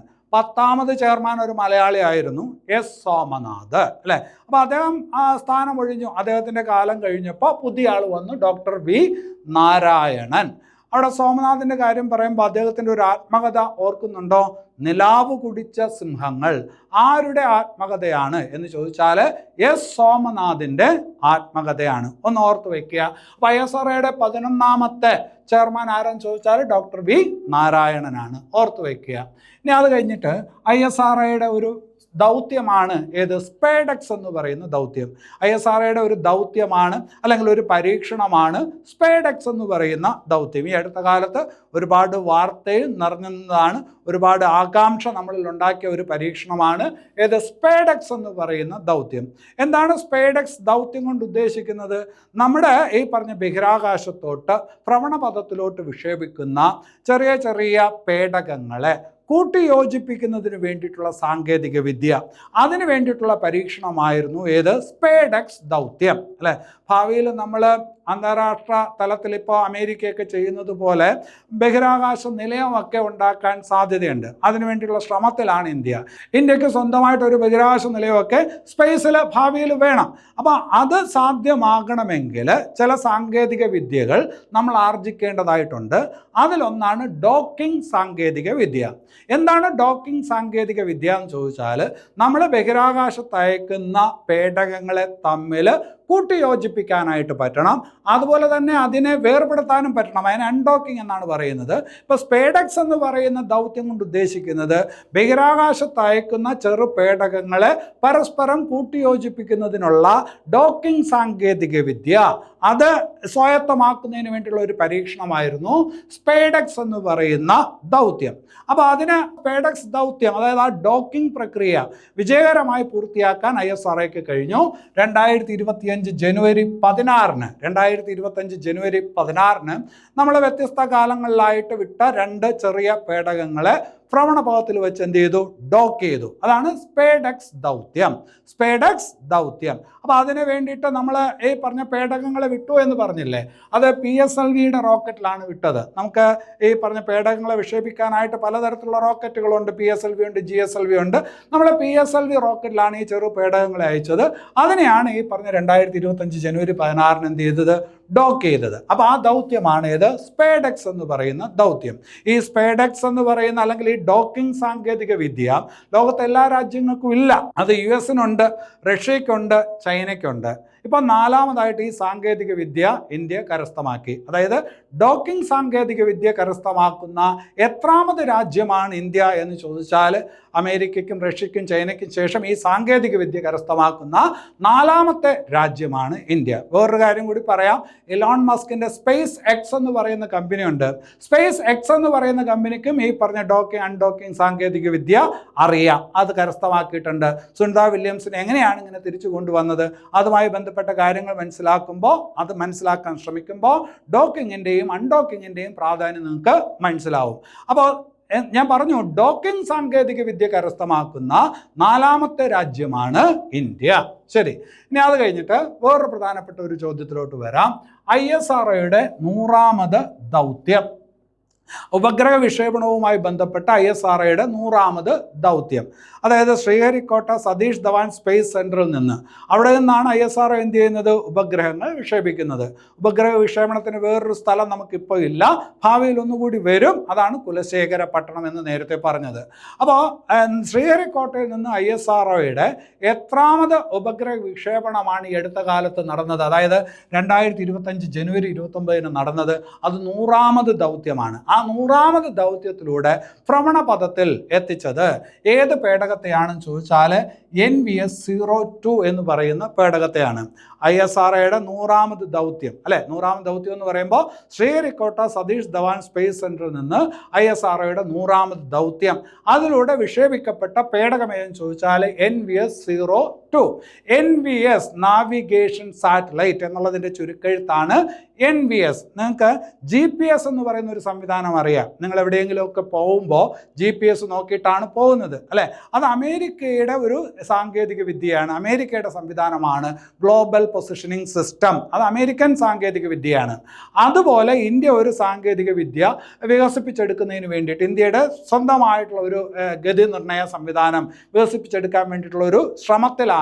അതിന് കൊടുത്തിരിക്കുന്ന പേരാണ് നാവിക്. ഇന്ത്യയുടെ സ്വന്തമായിട്ടുള്ള ഗതി നിർണയ സംവിധാനം, വികസിപ്പിച്ചുകൊണ്ടിരിക്കുന്ന ഗതി നിർണയ സംവിധാനം, അതിൻ്റെ പേരാണ് നാവിക്. അത് സാധ്യമാകണമെങ്കിൽ ചില പേടകങ്ങളെ നമുക്ക് ഭ്രമണപഥത്തിൽ എത്തിക്കേണ്ടി വരും. ഈ പറഞ്ഞ സ്ഥലങ്ങളുടെയൊക്കെ പിക്ചറുകൾ കൂട്ടിയോജിപ്പിച്ച് മാത്രമേ നമുക്ക് അതിലോട്ട് എത്താനായിട്ട് പറ്റുള്ളൂ. അപ്പോൾ അതിന് വേണ്ടിയിട്ട് നാവിഗേഷൻ സാറ്റലൈറ്റുകൾ നമ്മൾ അയച്ചുകൊണ്ടിരിക്കുകയാണ്. അതിൽ 2ാമത്തെ സാറ്റലൈറ്റാണ് NVS-02. ഇതായിരുന്നു ശ്രീഹരിക്കോട്ടയിൽ നിന്നുള്ള ISROയുടെ 100ാമത് ദൗത്യം. ഇത് അയച്ചത് GSLV F-15 റോക്കറ്റിലാണ്. GSLV F-15 റോക്കറ്റിലാണ് അല്ലേ? PSLV റോക്കറ്റിലാണ് നമ്മൾ ഡോക്കിങ്ങിന് വേണ്ട പേടകങ്ങളെ അയച്ചത്. GSLV റോക്കറ്റിലാണ് NVS-02 വിക്ഷേപിച്ചത്. അപ്പോൾ അത് ഓർത്തു വയ്ക്കുക. ഇനി അത് കഴിഞ്ഞിട്ട് ISROയുടെ മറ്റൊരു പരീക്ഷണത്തിലോട്ട് വരാം. RRMTD. നല്ല ഒരു ചോദ്യമാണ്. RRMTD എന്താണെന്ന് ചോദിച്ചാൽ ISROയുടെ ഒരു പരീക്ഷണമാണ്. നമ്മൾ ബഹിരാകാശത്തോട്ട് പേടകം അയക്കുന്നു. ആ പേടകത്തിന് എന്തെങ്കിലും കുഴപ്പം പറ്റിയാൽ അത് പരിഹരിക്കണം. ബഹിരാകാശത്ത് വെച്ച് അത് പരിഹരിക്കണം. അതിന് വേണ്ടിയിട്ടുള്ള ഒരു പരീക്ഷണമാണ് RRMTD എന്ന് പറയുന്ന പരീക്ഷണം. അതായത് റീലൊക്കേറ്റബിൾ റോബോട്ടിക് മാനിപ്പുലേറ്റർ, അതായത് ടെക്നോളജി ഡെമോൺസ്ട്രേറ്റർ എന്നുള്ളതാണ് ചുരുക്കി RRMTD എന്ന് പറയുന്നത്. അപ്പോൾ നമ്മൾ ഭ്രമണപഥത്തിൽ എത്തിച്ച പേടകങ്ങൾക്ക് എന്തെങ്കിലും കുഴപ്പം സംഭവിച്ചാൽ അത് പരിഹരിക്കുന്നതിന് വേണ്ടിയിട്ടുള്ള ഒരു സംവിധാനം നമ്മൾ വളർത്തുന്നു. ഞാൻ നേരത്തെ പറഞ്ഞു, ബഹിരാകാശ നിലയം നമ്മൾ ഉണ്ടാക്കുകയാണെങ്കിൽ ഇതുപോലുള്ള സാങ്കേതിക വിദ്യ നമുക്ക് കരസ്ഥമാക്കേണ്ടതായിട്ടുണ്ട്. RRMTD ഇത് പറയുമ്പോൾ മനുഷ്യനെ ബഹിരാകാശത്തോട്ട് അയക്കുന്നതിന് വേണ്ടിയിട്ടുള്ള പരീക്ഷണവും ആരും നടത്തുന്നുണ്ട്, ISRO നടത്തുന്നുണ്ട് അല്ലേ. അതാണ് ഗഗൻയാൻ. മനുഷ്യനെ ബഹിരാകാശത്തോട്ട് അയക്കാൻ വേണ്ടിയിട്ടുള്ള ഇന്ത്യയുടെ പദ്ധതിയാണ്, ISROയുടെ പദ്ധതിയാണ് ഗഗൻയാൻ പദ്ധതി. അപ്പോൾ അതിന് വേണ്ട എന്താണ്? അങ്ങോട്ട് കൊണ്ട് പോവുക, തിരിച്ച് മനുഷ്യനെ തിരിച്ച് എന്ത് ചെയ്യുക? ഭൂമിയിലോട്ട് കൊണ്ടുവരിക. അതായത് റീയൂസബിൾ സ്പേസ് ക്രാഫ്റ്റ് നമുക്ക് ഡെവലപ്പ് ചെയ്യണം. ആ റീയൂസബിൾ സ്പേസ് ക്രാഫ്റ്റിൻ്റെ പരീക്ഷണമൊക്കെ കർണാടകയിലെ ചിത്രദുർഗയിൽ നടക്കുന്നുണ്ട് എന്ന് പഠിച്ചിട്ടുണ്ട്. ആ സ്പേസ് ക്രാഫ്റ്റിന് കൊടുത്തിരിക്കുന്ന പേരാണ് പുഷ്പക്. അത് വേറൊരു പരീക്ഷണമാണ് അല്ലേ. അപ്പോൾ ആ സ്പേസ് ക്രാഫ്റ്റിന് വേണ്ടിയിട്ടുള്ള വേറൊരു പരീക്ഷണമാണ്. ഇത് RRMTD വേറൊരു പരീക്ഷണമാണ്. അതുപോലെ ഈ സ്പേഡക്സ് എന്ന് പറഞ്ഞത് വേറൊരു പരീക്ഷണമായിരുന്നു. ഇതൊക്കെ കൊണ്ട് ഉദ്ദേശിക്കുന്നത് എന്താണ് എന്നുള്ളൊരു പിക്ചർ നിങ്ങൾക്ക് കിട്ടിക്കഴിഞ്ഞാൽ ഇതൊക്കെ പഠിക്കാൻ എളുപ്പമായിരിക്കും. ശരി, അടുത്തൊരു ഭാഗത്തോട്ട് വരാം. ആരാണ് കാമ്യ കാർത്തികേയൻ? കാമ്യ കാർത്തികേയൻ ഒരു പെൺകുട്ടിയാണ്. 21 വയസ്സ് കഷ്ടിച്ചത്രയുള്ള അത്രയും വയസ്സുള്ള ഒരു പെൺകുട്ടിയാണ് കാമ്യ കാർത്തികേയൻ. ഇവരുടെ പ്രത്യേകത എന്താണ്? ലോകത്തിലെ 7 ഭൂഖണ്ഡങ്ങളിലായിട്ടുള്ള ഈ ലോകം, ആ 7 ഭൂഖണ്ഡങ്ങളിലെയും ഏറ്റവും ഉയർന്ന കൊടുമുടികൾ, 7 ഭൂഖണ്ഡങ്ങളിലെയും ഏറ്റവും ഉയർന്ന കൊടുമുടികൾ കീഴടക്കിയ ഏറ്റവും പ്രായം കുറഞ്ഞ ഇന്ത്യക്കാരി. 7 ഭൂഖണ്ഡങ്ങളിലെ ഏറ്റവും ഉയർന്ന കൊടുമുടികൾ കീഴടക്കിയ ഏറ്റവും പ്രായം കുറഞ്ഞ ഇന്ത്യക്കാരിയാണ് ആര്? കാമ്യ കാർത്തികേയൻ അല്ലേ. എന്ന് പറയുമ്പോൾ വേറെ രീതിയിൽ ഈ ചോദ്യത്തിന് ഇൻ്റർപ്രറ്റ് ചെയ്യാം. അതായത് എവറസ്റ്റ് കൊടുമുടി കീഴടക്കിയ ഏറ്റവും പ്രായം കുറഞ്ഞ ഇന്ത്യൻ വനിത ആര് എന്ന് ചോദിച്ചാൽ അതാരാണ്? കാമ്യ കാർത്തികേയൻ. കഷ്ടിച്ച് 21 വയസ്സേ ഈ കൊച്ചിനുള്ളൂ. കാമ്യ കാർത്തികേയൻ അല്ലേ. ആ കൊച്ചിനെ ഒന്ന് പരിചയപ്പെട്ടു വയ്ക്കണം. ഇനി അത് കഴിഞ്ഞിട്ട് 78ാമത് സന്തോഷ് ട്രോഫി കിരീടം. 78ാമത് സന്തോഷ് ട്രോഫി കിരീടം 2024 തുടങ്ങിയതാണ്. 2025 ആ സന്തോഷ് ട്രോഫി ടൂർണമെൻറ്റ് തീരുന്നത്. ഇന്ത്യയുടെ ഈ പറഞ്ഞ ആഭ്യന്തര ഫുട്ബോൾ ടൂർണമെൻറ്റാണ് സന്തോഷ് ട്രോഫി എന്ന് നിങ്ങൾക്കറിയാം. ഇന്ത്യയുടെ ആഭ്യന്തര ക്രിക്കറ്റ് ടൂർണമെൻറ്റാണ് രഞ്ജി ട്രോഫി എന്ന് നിങ്ങൾക്കറിയാം. അപ്പോൾ ആ സന്തോഷ് ട്രോഫി, 78ാമത് സന്തോഷ് ട്രോഫി, ഹൈദരാബാദിൽ വെച്ചിട്ടാണ് സന്തോഷ് ട്രോഫി മത്സരങ്ങൾ ഇത്തവണ നടന്നത്. 78ാമത് സന്തോഷ് ട്രോഫി കിരീടം നേടിയത് ഏത് ടീമാണെന്ന് ചോദിച്ചാൽ അത് പശ്ചിമ ബംഗാളാണ്. ഹൈദരാബാദിൽ വെച്ച് നടന്ന 78ാമത് സന്തോഷ് ട്രോഫി കിരീടം ആര് നേടിയെന്ന് ചോദിച്ചാൽ പശ്ചിമ ബംഗാളാണ്. ഏറ്റവും കൂടുതൽ തവണ സന്തോഷ് ട്രോഫി കിരീടം നേടിയിരിക്കുന്നതും ഏത് ടീമാണ്? പശ്ചിമ ബംഗാളാണ്. അവിടെ റണ്ണറപ്പ്, അതായത് ഫൈനലിൽ ആരാണ് തോറ്റത് എന്ന് ചോദിച്ചാൽ കേരളത്തെ തോൽപ്പിച്ചാണ് പശ്ചിമ ബംഗാൾ എന്ത് നേടിയത്? ഈ കിരീടം നേടിയത്. അപ്പോൾ അതൊന്ന് ശ്രദ്ധിച്ച് വയ്ക്കണം. ഇനി അത് കഴിഞ്ഞിട്ട് പ്രഥമ ഖോ ലോകകപ്പ്. ഖോ ഒരു ഗെയിമാണ്. പ്രഥമ ഖോ ലോകകപ്പ് അത് നടന്നത് എവിടെയാണെന്ന് ചോദിച്ചാൽ ഇന്ത്യയിലാണ്, ന്യൂഡൽഹിയിലാണ്. പ്രഥമ ഖോ ലോകകപ്പിൻ്റെ വേദി ഏതാണ്? ന്യൂഡൽഹി. പ്രഥമ ഖോ ലോകകപ്പിൻ്റെ വേദി ന്യൂഡൽഹിയാണ്. നിങ്ങൾക്ക് ആ കളിയെക്കുറിച്ച് വല്ല ധാരണയുണ്ടോ എന്ന് എനിക്കറിയത്തില്ല. ഖോ എന്ന് പറയുന്നത് 9 പേര് കളിക്കുന്ന കളിയാണ്. ഒരു ഖോ ടീമിൽ എത്ര പേരുണ്ടാകും എന്ന് ചോദിച്ചാൽ 9 പേരുണ്ടാവും. ഇപ്പോൾ ഒരു ഫുട്ബോൾ ടീമിൽ എത്ര കളിക്കാരുണ്ട് അല്ലേ? ഒരു ഹോക്കി ടീമിൽ എത്ര കളിക്കാരുണ്ട്? ഒരു ക്രിക്കറ്റ് ടീമിൽ എത്ര കളിക്കാരുണ്ട്? ഇതിൻ്റെയൊക്കെ ഉത്തരം 11 അല്ലേ. 11 കളിക്കാരുണ്ട്. അതുപോലെ ഒരു ഖോ ടീമിൽ ഗെയിം കളിക്കുമ്പോൾ ഖോ ടീമിൽ ഫീൽഡിൽ എത്ര പേരുണ്ട് എന്ന് ചോദിച്ചാൽ 9 പേരാണ്. ബാസ്കറ്റ്ബോൾ ടീമിൽ എത്ര പേരുണ്ടെന്ന് ചോദിച്ചാൽ 5 പേരാണ്. അതേസമയം വോളിബോൾ ടീമിൽ എത്ര പേരുണ്ടെന്ന് ചോദിച്ചാൽ 6 പേരാണ്. ബാസ്കറ്റ്ബോൾ ടീമിൽ 5 പേര്, വോളിബോൾ ടീമിൽ 6 പേര്. അതുപോലെ ചോദിക്കാൻ കൊള്ളാവുന്നതാണ് ഒരു പോളോ ടീമിൽ, കുതിരപ്പുറത്തിരുന്ന് കളിക്കുന്ന കളിയാണ്. പോളോ ടീമിൽ എത്ര പേരുണ്ട് എന്ന് ചോദിച്ചാൽ 4 പേരുണ്ട്. ഒരു പോളോ ടീമിൽ എത്ര പേരുണ്ടെന്ന് ചോദിച്ചാൽ 4 പേരുണ്ട്. അതേസമയം വാട്ടർ പോളോ ടീമിൽ എത്ര പേരുണ്ടെന്ന് ചോദിച്ചാൽ 7 പേരാണ്. വാട്ടർ പോളോ ടീമിൽ എത്ര പേരുണ്ട്? 7 പേരുണ്ട് അല്ലെ. അപ്പോൾ പ്രഥമ ഖോഖോ ലോകകപ്പിന്റെ വേദി ഏതെന്ന് ചോദിച്ചാൽ ന്യൂഡൽഹി. പ്രഥമ ഖോഖോ ലോകകപ്പ് കിരീടം പുരുഷ വിഭാഗത്തിലും വനിതാ വിഭാഗത്തിലും നേടിയത് ആരാണ് എന്ന് ചോദിച്ചാൽ ഇന്ത്യയാണ്. പുരുഷ വിഭാഗത്തിലും കിരീടം ഇന്ത്യ നേടി, വനിതാ വിഭാഗത്തിലും കിരീടം ഇന്ത്യ നേടി. 2 വിഭാഗത്തിലും നേപ്പാളിനെ പരാജയപ്പെടുത്തിയിട്ടാണ് ഖോഖോ ലോകകപ്പ് കിരീടം ഇന്ത്യ നേടുന്നത്. ഇത്തവണ എളുപ്പമായിരുന്നു. ഈ ഖോഖോ എന്ന് പറയുന്ന കളി ഇന്ത്യയുമായി ബന്ധപ്പെട്ടിരിക്കുന്ന കളിയാണ്. മറ്റു രാജ്യങ്ങൾക്കൊന്നും വലിയ പിടുത്തമില്ല. പണ്ട് ഇതുപോലെയായിരുന്നു ഹോക്കി, എപ്പോഴും നമ്മൾ തന്നെ ഈ പറഞ്ഞ കിരീടം നേടുമായിരുന്നു. അതുപോലെ കബഡി എപ്പോഴും നമ്മൾ തന്നെ കിരീടം നേടുമായിരുന്നു. ഇപ്പം മറ്റു രാജ്യങ്ങളൊക്കെ പഠിച്ചു കഴിഞ്ഞപ്പോഴത്തേക്ക് ഇത്തിരി ബുദ്ധിമുട്ടാണ്. അതുപോലെ പ്രഥമ ഖോഖോ ലോകകപ്പ് എന്തായാലും ഇപ്പോൾ ആർക്കാണ് കിട്ടിയിരിക്കുന്നത്? പുരുഷ വിഭാഗത്തിലും വനിതാ വിഭാഗത്തിലും ഇന്ത്യക്കാണ്. ശരി, ഇനി അത് കഴിഞ്ഞിട്ട് വേറൊരു ഭാഗത്തോട്ട് വരാം. പാർക്കർ സോളാർ പ്രോബ് ഒരു പേടകമാണ്. പാർക്കർ സോളാർ പ്രോബ് നാസ വിക്ഷേപിച്ച ഒരു പേടകത്തിൻ്റെ പേരാണ് പാർക്കർ സോളാർ പ്രോബ്. എന്താണ് ഇതിൻ്റെ പ്രത്യേകത എന്ന് ചോദിച്ചാൽ സൂര്യൻ്റെ പുറം ഭാഗം കൊറോണ, ഏറ്റവും ചൂടുള്ള ഭാഗം അല്ലേ, സൂര്യൻ്റെ ഏറ്റവും പുറം ഭാഗം കൊറോണ. ആ കൊറോണയോട് ഏറ്റവും അടുത്ത് വന്ന വസ്തു എന്ന പ്രത്യേകതയാണ് പാർക്കർ സോളാർ പ്രോബിനുള്ളത്. അപ്പോൾ സൂര്യൻ്റെ കൊറോണയോട് ഏറ്റവും അടുത്ത് വന്ന വസ്തു എന്ന പ്രത്യേകത അല്ലെങ്കിൽ ആ ബഹുമതി ഏത് പേടകത്തിനാണെന്ന് ചോദിച്ചാൽ പാർക്കർ സോളാർ പ്രോബിനാണ്. അത് നാസ വിക്ഷേപിച്ച പേടകമാണ്. നമ്മുടെ ആദ്യത്തെ L1 കൊറോണയുടെ അടുത്തൊന്നുമല്ല, ഒരുപാട് മാറിയാണ് നിൽക്കുന്നത്. പക്ഷേ അതിനോട് ഏറ്റവും അടുത്ത് വന്ന ഈ പറഞ്ഞ ഒരു പേടകമാണ് നാസയുടെ പാർക്കർ സോളാർ പ്രോബ്. അപ്പോൾ അത് ശ്രദ്ധിക്കണം.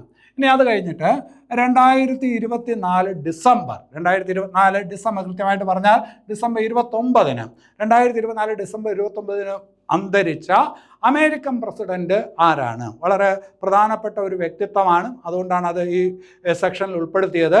അപ്പോൾ 2024 ഡിസംബർ 29 മരണപ്പെട്ട അമേരിക്കൻ പ്രസിഡന്റ് ആരാണ്? അമേരിക്കയുടെ 39ാമത്തെ പ്രസിഡന്റാണ്. ആരെന്ന് ചോദിച്ചാൽ ജിമ്മി കാർട്ടറാണ്. 2024 ഡിസംബർ 29 മരണപ്പെട്ട അമേരിക്കയുടെ 39ാമത്തെ പ്രസിഡന്റ് ജിമ്മി കാർട്ടർ. അതേസമയം നമുക്കറിയാം ഇപ്പോഴത്തെ അമേരിക്കൻ പ്രസിഡന്റ് ഡൊണാൾഡ് ട്രംപാണ്. റിപ്പബ്ലിക്കൻ പാർട്ടിക്കാരനാണ് അല്ലേ. അമേരിക്കയിൽ പ്രധാനമായിട്ടും 2 പാർട്ടികളാണുള്ളത്, റിപ്പബ്ലിക്കൻ പാർട്ടി, ഡെമോക്രാറ്റിക് പാർട്ടി. അതിൽ റിപ്പബ്ലിക്കൻ പാർട്ടിയുടെ സ്ഥാനാർത്ഥിയായിട്ടാണ് ഡൊണാൾഡ് ട്രംപ് മത്സരിച്ചത്. ഡെമോക്രാറ്റിക് പാർട്ടിയുടെ സ്ഥാനാർത്ഥിയായിട്ട് കമലാ ഹാരിസ് ആണ് മത്സരിച്ചത്. ഡൊണാൾഡ് ട്രംപ് തെരഞ്ഞെടുപ്പിൽ വിജയിച്ചു അല്ലേ. അതിലെ റിപ്പബ്ലിക്കൻ പാർട്ടിയുടെ തെരഞ്ഞെടുപ്പ് ചിഹ്നം എന്നൊന്നും കൂടി മനസ്സിലാക്കി വെക്കുക. ഇപ്പോൾ BJPയുടെ തെരഞ്ഞെടുപ്പ് ചിഹ്നമാണ് താമര എന്ന് നമുക്കറിയാം. അതുപോലെ ഇന്ത്യൻ നാഷണൽ കോൺഗ്രസിൻ്റെ തെരഞ്ഞെടുപ്പ് ചിഹ്നമാണ് കൈപ്പത്തി എന്ന് നമുക്കറിയാം. അതുപോലെ റിപ്പബ്ലിക്കൻ പാർട്ടിയുടെ തെരഞ്ഞെടുപ്പ് ചിഹ്നം എന്താണെന്ന് ചോദിച്ചാൽ ആനയാണ്. അതേസമയം ഡെമോക്രാറ്റിക് പാർട്ടിയുടെ തെരഞ്ഞെടുപ്പ് ചിഹ്നം ഡെമോക്രാറ്റിക് പാർട്ടി ഡോങ്കിയാണ്, കഴുതയാണ് ഡെമോക്രാറ്റിക് പാർട്ടിയുടെ തെരഞ്ഞെടുപ്പ് ചിഹ്നം. അപ്പോൾ ഡൊണാൾഡ് ട്രംപാണ് ഇപ്പോൾ അമേരിക്കയുടെ പുതിയ പ്രസിഡന്റ് എന്ന് പറഞ്ഞാൽ എത്രാമത്തെ പ്രസിഡന്റ് എന്ന് കൂടി ഓർത്തു വെക്കണം. 47ാമത് പ്രസിഡന്റാണ് ഡൊണാൾഡ് ട്രംപ്. നിലവിൽ അമേരിക്കയുടെ 47ാമത് പ്രസിഡന്റാണ്. അമേരിക്കയിൽ പ്രസിഡന്റ് ആകുന്ന ഏറ്റവും പ്രായം കൂടിയ വ്യക്തിയാണ്. ഇത് 2ാം ഊഴമാണ്. അദ്ദേഹം നേരത്തെയും ഈ പറഞ്ഞ പ്രസിഡന്റ് ആയിട്ടുണ്ട്. അതിനുശേഷം പിന്നീട് തെരഞ്ഞെടുപ്പിൽ ജയിച്ചില്ല. ഇപ്പോൾ വീണ്ടും തെരഞ്ഞെടുക്കപ്പെട്ട പ്രസിഡന്റായി. അപ്പോൾ അമേരിക്കയുടെ 47ാമത് പ്രസിഡന്റാണ്. അമേരിക്കൻ പ്രസിഡന്റ് കാലാവധി എത്ര കൊല്ലമാണെന്ന് അറിയാലോ? 4 കൊല്ലമാണ്. അമേരിക്കൻ പ്രസിഡന്റ് കാലാവധി 4 കൊല്ലമാണ്. അമേരിക്കയുടെ ഇപ്പോഴത്തെ വൈസ് പ്രസിഡന്റ് ആരാണ്? അത് JD വാൻസ് ആണ്. ഇന്ത്യയുടെ ഉപരാഷ്ട്രപതി ആരാണ്? ജഗദീപ് ധൻകർ ആണ്. ആരാണ്? ജഗദീപ് ധൻകർ. നിങ്ങളല്ലാതെ പഠിച്ചിട്ടുണ്ട് ഇന്ത്യൻ ഉപരാഷ്ട്രപതി ഏത് രാജ്യത്തിലെ ഉപരാഷ്ട്രപതിക്ക് തത്തുല്യനാണ് എന്നൊരു പക്ഷേ പഠിച്ചിട്ടുണ്ടാവും. അമേരിക്കൻ ഉപരാഷ്ട്രപതിക്ക് തത്തുല്യനാണ്. മുമ്പ് പരീക്ഷയ്ക്ക് ചോദിച്ച ഒരു ചോദ്യമാണ്. അതുകൊണ്ട് അതൊന്ന് ശ്രദ്ധിച്ച് വയ്ക്കുക. ഇനി അത് കഴിഞ്ഞിട്ട് ഏത് രാജ്യമാണ് ഈ അടുത്ത കാലത്ത് 2025 ലോകാരോഗ്യ സംഘടനയിൽ നിന്ന് പിന്മാറിയത്? ഏത് രാജ്യമാണ് 2025 ലോകാരോഗ്യ സംഘടനയിൽ നിന്ന് പിന്മാറിയത് എന്ന് ചോദിച്ചാൽ USA ആണ് അല്ലേ. ഇപ്പോൾ അമേരിക്കയിലെ തെരഞ്ഞെടുപ്പ് പ്രചരണമൊക്കെ നടക്കുന്ന സമയത്ത് തന്നെ ഡൊണാൾഡ് ട്രംപ് പറഞ്ഞതാണ് അധികാരത്തിൽ വന്നാൽ ലോകാരോഗ്യ സംഘടനയിൽ നിന്ന് പിന്മാറും. നമുക്ക് യാതൊരു ഗുണവുമില്ല, അത് മാത്രമല്ല നമുക്ക് ഒരുപാട് പൈസ ചെലവുമാണ്, അതുകൊണ്ട് നമ്മൾ ലോകാരോഗ്യ സംഘടനയിൽ നിന്ന് പിന്മാറുമെന്ന് ഡൊണാൾഡ് ട്രംപ് നേരത്തെ പറഞ്ഞിരുന്നു. അതിൻ്റെ അടിസ്ഥാനത്തിൽ ലോകാരോഗ്യ സംഘടനയിൽ നിന്ന് പിന്മാറിയ രാജ്യമാണ് USA എന്ന് ഓർക്കുക. അത് മാത്രമല്ല ഐക്യരാഷ്ട്ര സംഘടനയുടെ ഹ്യൂമൻ റൈറ്റ്സ് കൗൺസിലിൽ നിന്നും മനുഷ്യാവകാശ കൗൺസിലിൽ നിന്നും ഈ അടുത്ത കാലത്ത് USA പിന്മാറിയിരുന്നു. ലോകാരോഗ്യ സംഘടനയിൽ നിന്ന് പിന്മാറിയതോടൊപ്പം തന്നെ ഐക്യരാഷ്ട്ര സംഘടനയുടെ മനുഷ്യാവകാശ കൗൺസിലിൽ നിന്നും ആര് പിന്മാറിയിരുന്നു? USA പിന്മാറിയിരുന്നു എന്ന കാര്യം കൂടി ഒന്ന് ഓർത്ത് വയ്ക്കുക. ഇനി അത് കഴിഞ്ഞിട്ട് നിക്കോളാസ് മഡുറോ ഏത് രാജ്യത്തെ പ്രസിഡന്റാണ്? ആരാണ് നിക്കോളാസ് മഡുറോ? അല്ലെങ്കിൽ നിക്കോളാസ് മഡുറോ ഏത് രാജ്യത്തെ പ്രസിഡന്റ് ആണെന്ന് ചോദിച്ചാൽ വെനസ്വലയുടെ പ്രസിഡന്റാണ്.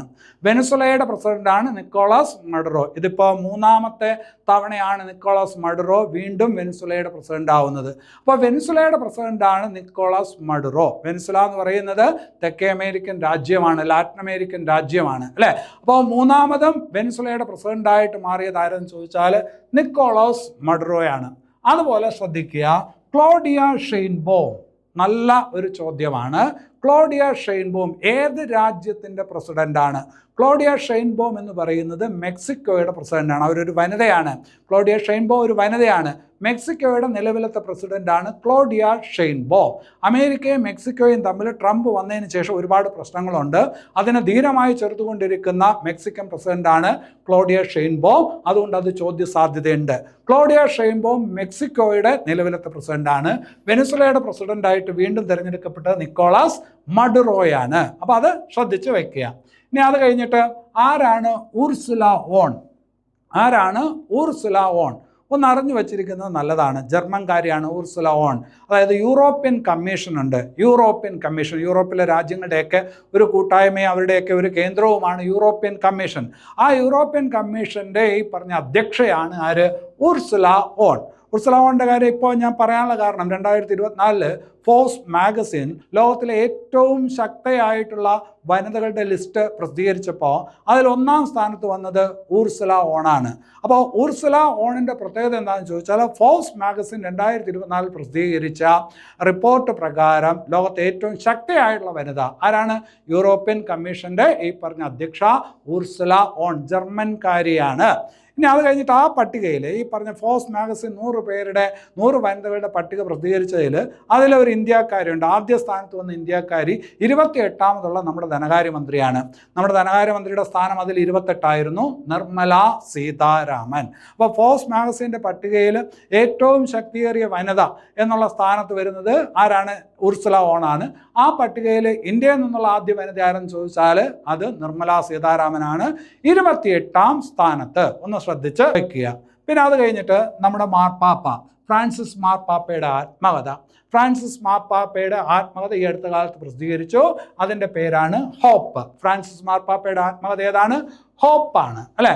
ഇനി അത് കഴിഞ്ഞിട്ട് നമുക്കറിയാം ബംഗ്ലാദേശിൽ പട്ടാള കലാപം ഉണ്ടായി, ആഭ്യന്തര കലാപം ഉണ്ടായി. ആഭ്യന്തര കലാപം ഉണ്ടായപ്പോൾ അവിടുത്തെ നേരത്തെ ഭരിച്ചിരുന്ന ഷെയ്ഖ് ഹസീന പുറത്താക്കപ്പെട്ടു. ഒരു ഇടക്കാല ഭരണകൂടമാണ് ഇപ്പോൾ ഉള്ളത്. അത് മുഹമ്മദ് യൂനുസിൻ്റെ നേതൃത്വത്തിലുള്ള ഇടക്കാല ഭരണകൂടമാണ്. സാമ്പത്തിക ശാസ്ത്രത്തിൽ നോബൽ സമ്മാനം വാങ്ങിച്ച ആളാണ് മുഹമ്മദ് യൂനുസ്. അദ്ദേഹത്തിൻ്റെ നേതൃത്വത്തിലുള്ള ഇടക്കാല ഭരണകൂടമാണ് ഇപ്പോൾ ഉള്ളത്. അപ്പം ബംഗ്ലാദേശിലെ കാര്യങ്ങളൊക്കെ മാറിക്കൊണ്ടിരിക്കുന്നു. ബംഗ്ലാദേശിൻ്റെ രാഷ്ട്രപിതാവ് ആര് എന്ന് ചോദിച്ചാൽ നമ്മൾ പറഞ്ഞിരുന്നത് ഷെയ്ഖ് മുജീബുർ റഹ്മാൻ എന്നായിരുന്നു. ബംഗ്ലാദേശിൻ്റെ രാഷ്ട്രപിതാവ് ഷെയ്ഖ് മുജീബുർ റഹ്മാൻ എന്നായിരുന്നു നമ്മൾ പറഞ്ഞുകൊണ്ടിരുന്നത്. അതായത് ഷെയ്ഖ് ഹസീനയുടെ പിതാവ് ഷെയ്ഖ് മുജീബുർ റഹ്മാൻ. പക്ഷേ പുതിയ ഭരണകൂടം വന്നപ്പോൾ ബംഗ്ലാദേശിൻ്റെ രാഷ്ട്രപിതാവായിട്ട് വേറൊരാളെ പ്രഖ്യാപിച്ചു. അദ്ദേഹത്തിൻ്റെ പേരാണ് സിയാവുർ റഹ്മാൻ. ഷെയ്ഖ് മുജീബുർ റഹ്മാൻ ഇപ്പോൾ ബംഗ്ലാദേശിൻ്റെ രാഷ്ട്രപിതാവല്ല. പുതിയ ആളാരാണ്? സിയാവുർ റഹ്മാനാണ് അല്ലെ. നമ്മുടെ രാഷ്ട്രപിതാവ് ഗാന്ധിജിയാണ്. അദ്ദേഹത്തിനെ എപ്പോൾ മാറ്റുമെന്ന് കണ്ടറിയണം. അപ്പോൾ എന്തായാലും ഈ പറഞ്ഞ ഷെയ്ഖ് മുജീബുർ റഹ്മാന് പകരം ഇപ്പോൾ ഈ പറഞ്ഞ ബംഗ്ലാദേശിലെ പുതിയ രാഷ്ട്രപിതാവ് ആരാണ്? സിയാവുർ റഹ്മാനാണ്. ശരി, അടുത്തത് 2025 ഐക്യരാഷ്ട്ര സംഘടന അന്താരാഷ്ട്ര സഹകരണ വർഷമായിട്ട് ആചരിക്കുന്നു. അന്താരാഷ്ട്ര സഹകരണ വർഷം. അപ്പോൾ പരീക്ഷയ്ക്ക് ചോദിക്കും 2025 ഏത് വർഷമായിട്ടാണ് ഐക്യരാഷ്ട്ര സംഘടന ആചരിക്കുന്നതെന്ന് ചോദിച്ചാൽ ഇൻ്റർനാഷണൽ ഇയർ ഓഫ് കോഓപ്പറേറ്റീവ്സ് എന്ന് പറയാം. അന്താരാഷ്ട്ര സഹകരണ വർഷമായിട്ട് 2025 ആചരിക്കുന്നു അല്ലേ. അത് ശരിയായിട്ടുള്ള ഒരു പ്രസ്താവനയാണ്. അതുപോലെ തന്നെ 2025 അന്താരാഷ്ട്ര ഗ്ലേസിയർ സംരക്ഷണ വർഷം കൂടിയാണ്. ഗ്ലേസിയർ ഹിമാനി അല്ലേ. അന്താരാഷ്ട്ര ഗ്ലേസിയർ സംരക്ഷണ വർഷമായിട്ടും ഏതാചരിക്കപ്പെടുന്നു? 2025 ആചരിക്കപ്പെടുന്നു. അപ്പോൾ അന്താരാഷ്ട്ര സഹകരണ വർഷം മാത്രമല്ല 2025, അന്താരാഷ്ട്ര സഹകരണ വർഷമാണ്, അതുപോലെ അന്താരാഷ്ട്ര ഗ്ലേസിയർ സംരക്ഷണ വർഷമാണ്, അതുപോലെ അന്താരാഷ്ട്ര സമാധാനത്തിൻ്റെയും വിശ്വാസത്തിൻ്റെയും വർഷം കൂടിയാണ്. International year of peace and trust അതുകൂടിയാണ് 2025. അന്താരാഷ്ട്ര സമാധാനത്തിൻ്റെയും വിശ്വാസത്തിൻ്റെയും വർഷമായിട്ടും 2025 ഐക്യരാഷ്ട്ര സംഘടന പ്രഖ്യാപിച്ചിട്ടുണ്ട്. അതുപോലെ ഇന്റർനാഷണൽ ഇയർ ഓഫ് ക്വാണ്ടം ഫിസിക്സിൻ്റെ വർഷമായിട്ട്, ക്വാണ്ടം ഫിസിക്സ് ആൻഡ് ടെക്നോളജിയുടെ വർഷമായിട്ട് ഐക്യരാഷ്ട്ര സംഘടന പ്രഖ്യാപിച്ചിരിക്കുന്നതും 2025. അപ്പോൾ നമ്മളിപ്പോൾ 2025 നിൽക്കുന്നത്. 2025 ഐക്യരാഷ്ട്ര സംഘടന അന്താരാഷ്ട്ര സഹകരണ വർഷമായിട്ട് പ്രഖ്യാപിച്ചിട്ടുണ്ട്, അന്താരാഷ്ട്ര ഗ്ലേസിയർ സംരക്ഷണ വർഷമായിട്ട് പ്രഖ്യാപിച്ചിട്ടുണ്ട്, അന്താരാഷ്ട്ര സമാധാനത്തിൻ്റെ വിശ്വാസത്തിൻ്റെ വർഷമായിട്ട് പ്രഖ്യാപിച്ചിട്ടുണ്ട്, അതുപോലെ international year of quantum science and technology വർഷമായിട്ടും പ്രഖ്യാപിച്ചിട്ടുണ്ട് എന്നുള്ള കാര്യം ഓർത്ത് വയ്ക്കുക. അപ്പോൾ നമ്മൾ ഇത്രയും നേരമായിട്ട് പറഞ്ഞത് എന്താണ്? 2025 ജനുവരി എന്ന് പറയുന്ന മാസത്തിലെ കറണ്ട് അഫയേഴ്സാണ്. അതെല്ലാം പറഞ്ഞിട്ടുണ്ടോ എന്ന് ചോദിച്ചാൽ തീർച്ചയായിട്ടുമില്ല. ഏറ്റവും പ്രധാനപ്പെട്ട കാര്യങ്ങൾ മാത്രമാണ് ഈ ക്ലാസ്സിനകത്ത് പറഞ്ഞത്. മറ്റും ഒരുപാട് കാര്യങ്ങൾ വേറെയുണ്ട്, അത് ഇത്രത്തോളം പ്രധാനപ്പെട്ടതല്ല.